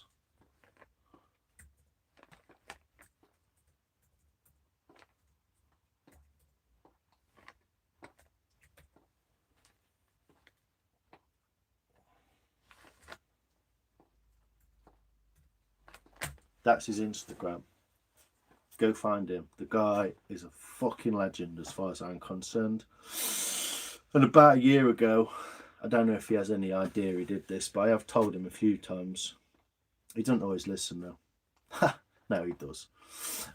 He pulled me out of a big hole and gave me something really with the duck head. He gave me something that could never be taken away. So I appreciate you, Adam. Big up yourself, brother. I know you're not here, but go find him. Cobs can have dessert cobs too, yeah. Well, we're in Wales. A cob is a horse. Oh, yeah, of course. Well, we have cobs as horses. You mean like a male and a female? Like cobs, what do you have? Does and cobs? Is it like a deer or something like that? Sub cob. Who's called Cob? What are you on about? You've subbed to Cob. Oh, so that's fucking hilarious, mate. It's comment of the day. Oh, love purple and wood. Yeah, plum, full of it.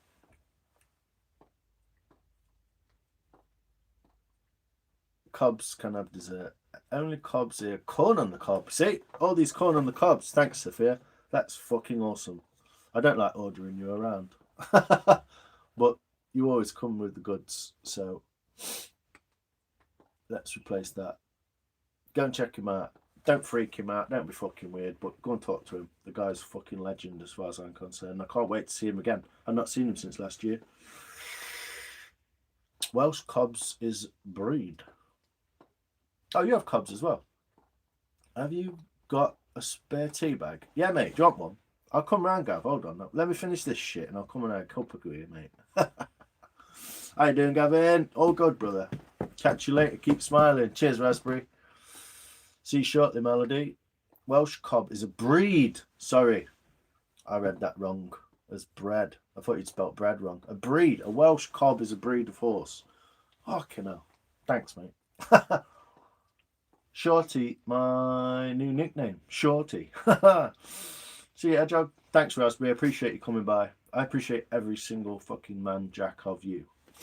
How many people do I appreciate today?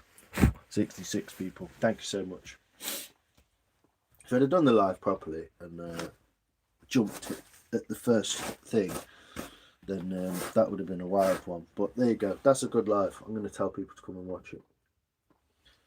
Bestrecipes.com. What you got here now, Alex? What's this? I mean, both work. Well, yeah. What we got here? No, don't try and pin the comment. Open the fucking link, you plank. Ooh, dessert cob loaf. Oh, my word. Where'd you get that from? That's outrageous, mate. Oh, that looks like one of those ones you get from like a... Oh, Jesus, no. They filled it with everything that's bad for you. They filled it with fucking... What was that? Ice cream. Crikey, youth. That looks good. Dude, this was an awesome life. Cob Mountain, Mr... I'm just going to call you Cob Mountain until I remember it. I'm glad you're here, though. I'm glad you're here. Every 10 lives, I think I kick it in. But I'm really happy to do this one, and you've kind of like inspired me to do it and just do a basic run of the mill. How does it go? Appreciate you, Cob. I have been doing it for a while and trying to get good at it. So I'm glad that people notice. Yeah, man. Sometimes you just got to give the goods, aren't you? Don't always work. I've done plenty of stuff. Plenty of swearing, throwing shit, sticking axes in fucking bits of wood where they don't belong and all that kind of shit. So, yeah, I've had my fair share of both sides of it. But thanks for making it awesome as well, man. Thanks for joining in, making it awesome, doing your thing. People, go and check out Cob's channel. He's doing some wild, psychedelic, fucking crazy woodwork thing. I want to see how it turns out. I can't remember what it's called now, but I wish I could, because I'd look really good. But I'm shit, so I can't remember what it's called. But yeah, drop it in the comments, man. People, go and check out that woodwork. Also, really, really cool little community that he requested me post some stuff in. And so that was really cool. I went and posted a picture of a spoon just to show off. And I quite liked that idea. It's lovely. So yeah, really cool. Really cool people. Lots of really cool people. So, God, I've got some spoons mounting up. And I think I might have fixed my spoon knife enough. I'm going to fix that. It's just messy on purpose to let you see how it started and what it can look like after. But yeah, I'm going to shop. I want a vape. I appreciate you, Cobb. Appreciate you, Soph. I appreciate you, BK, and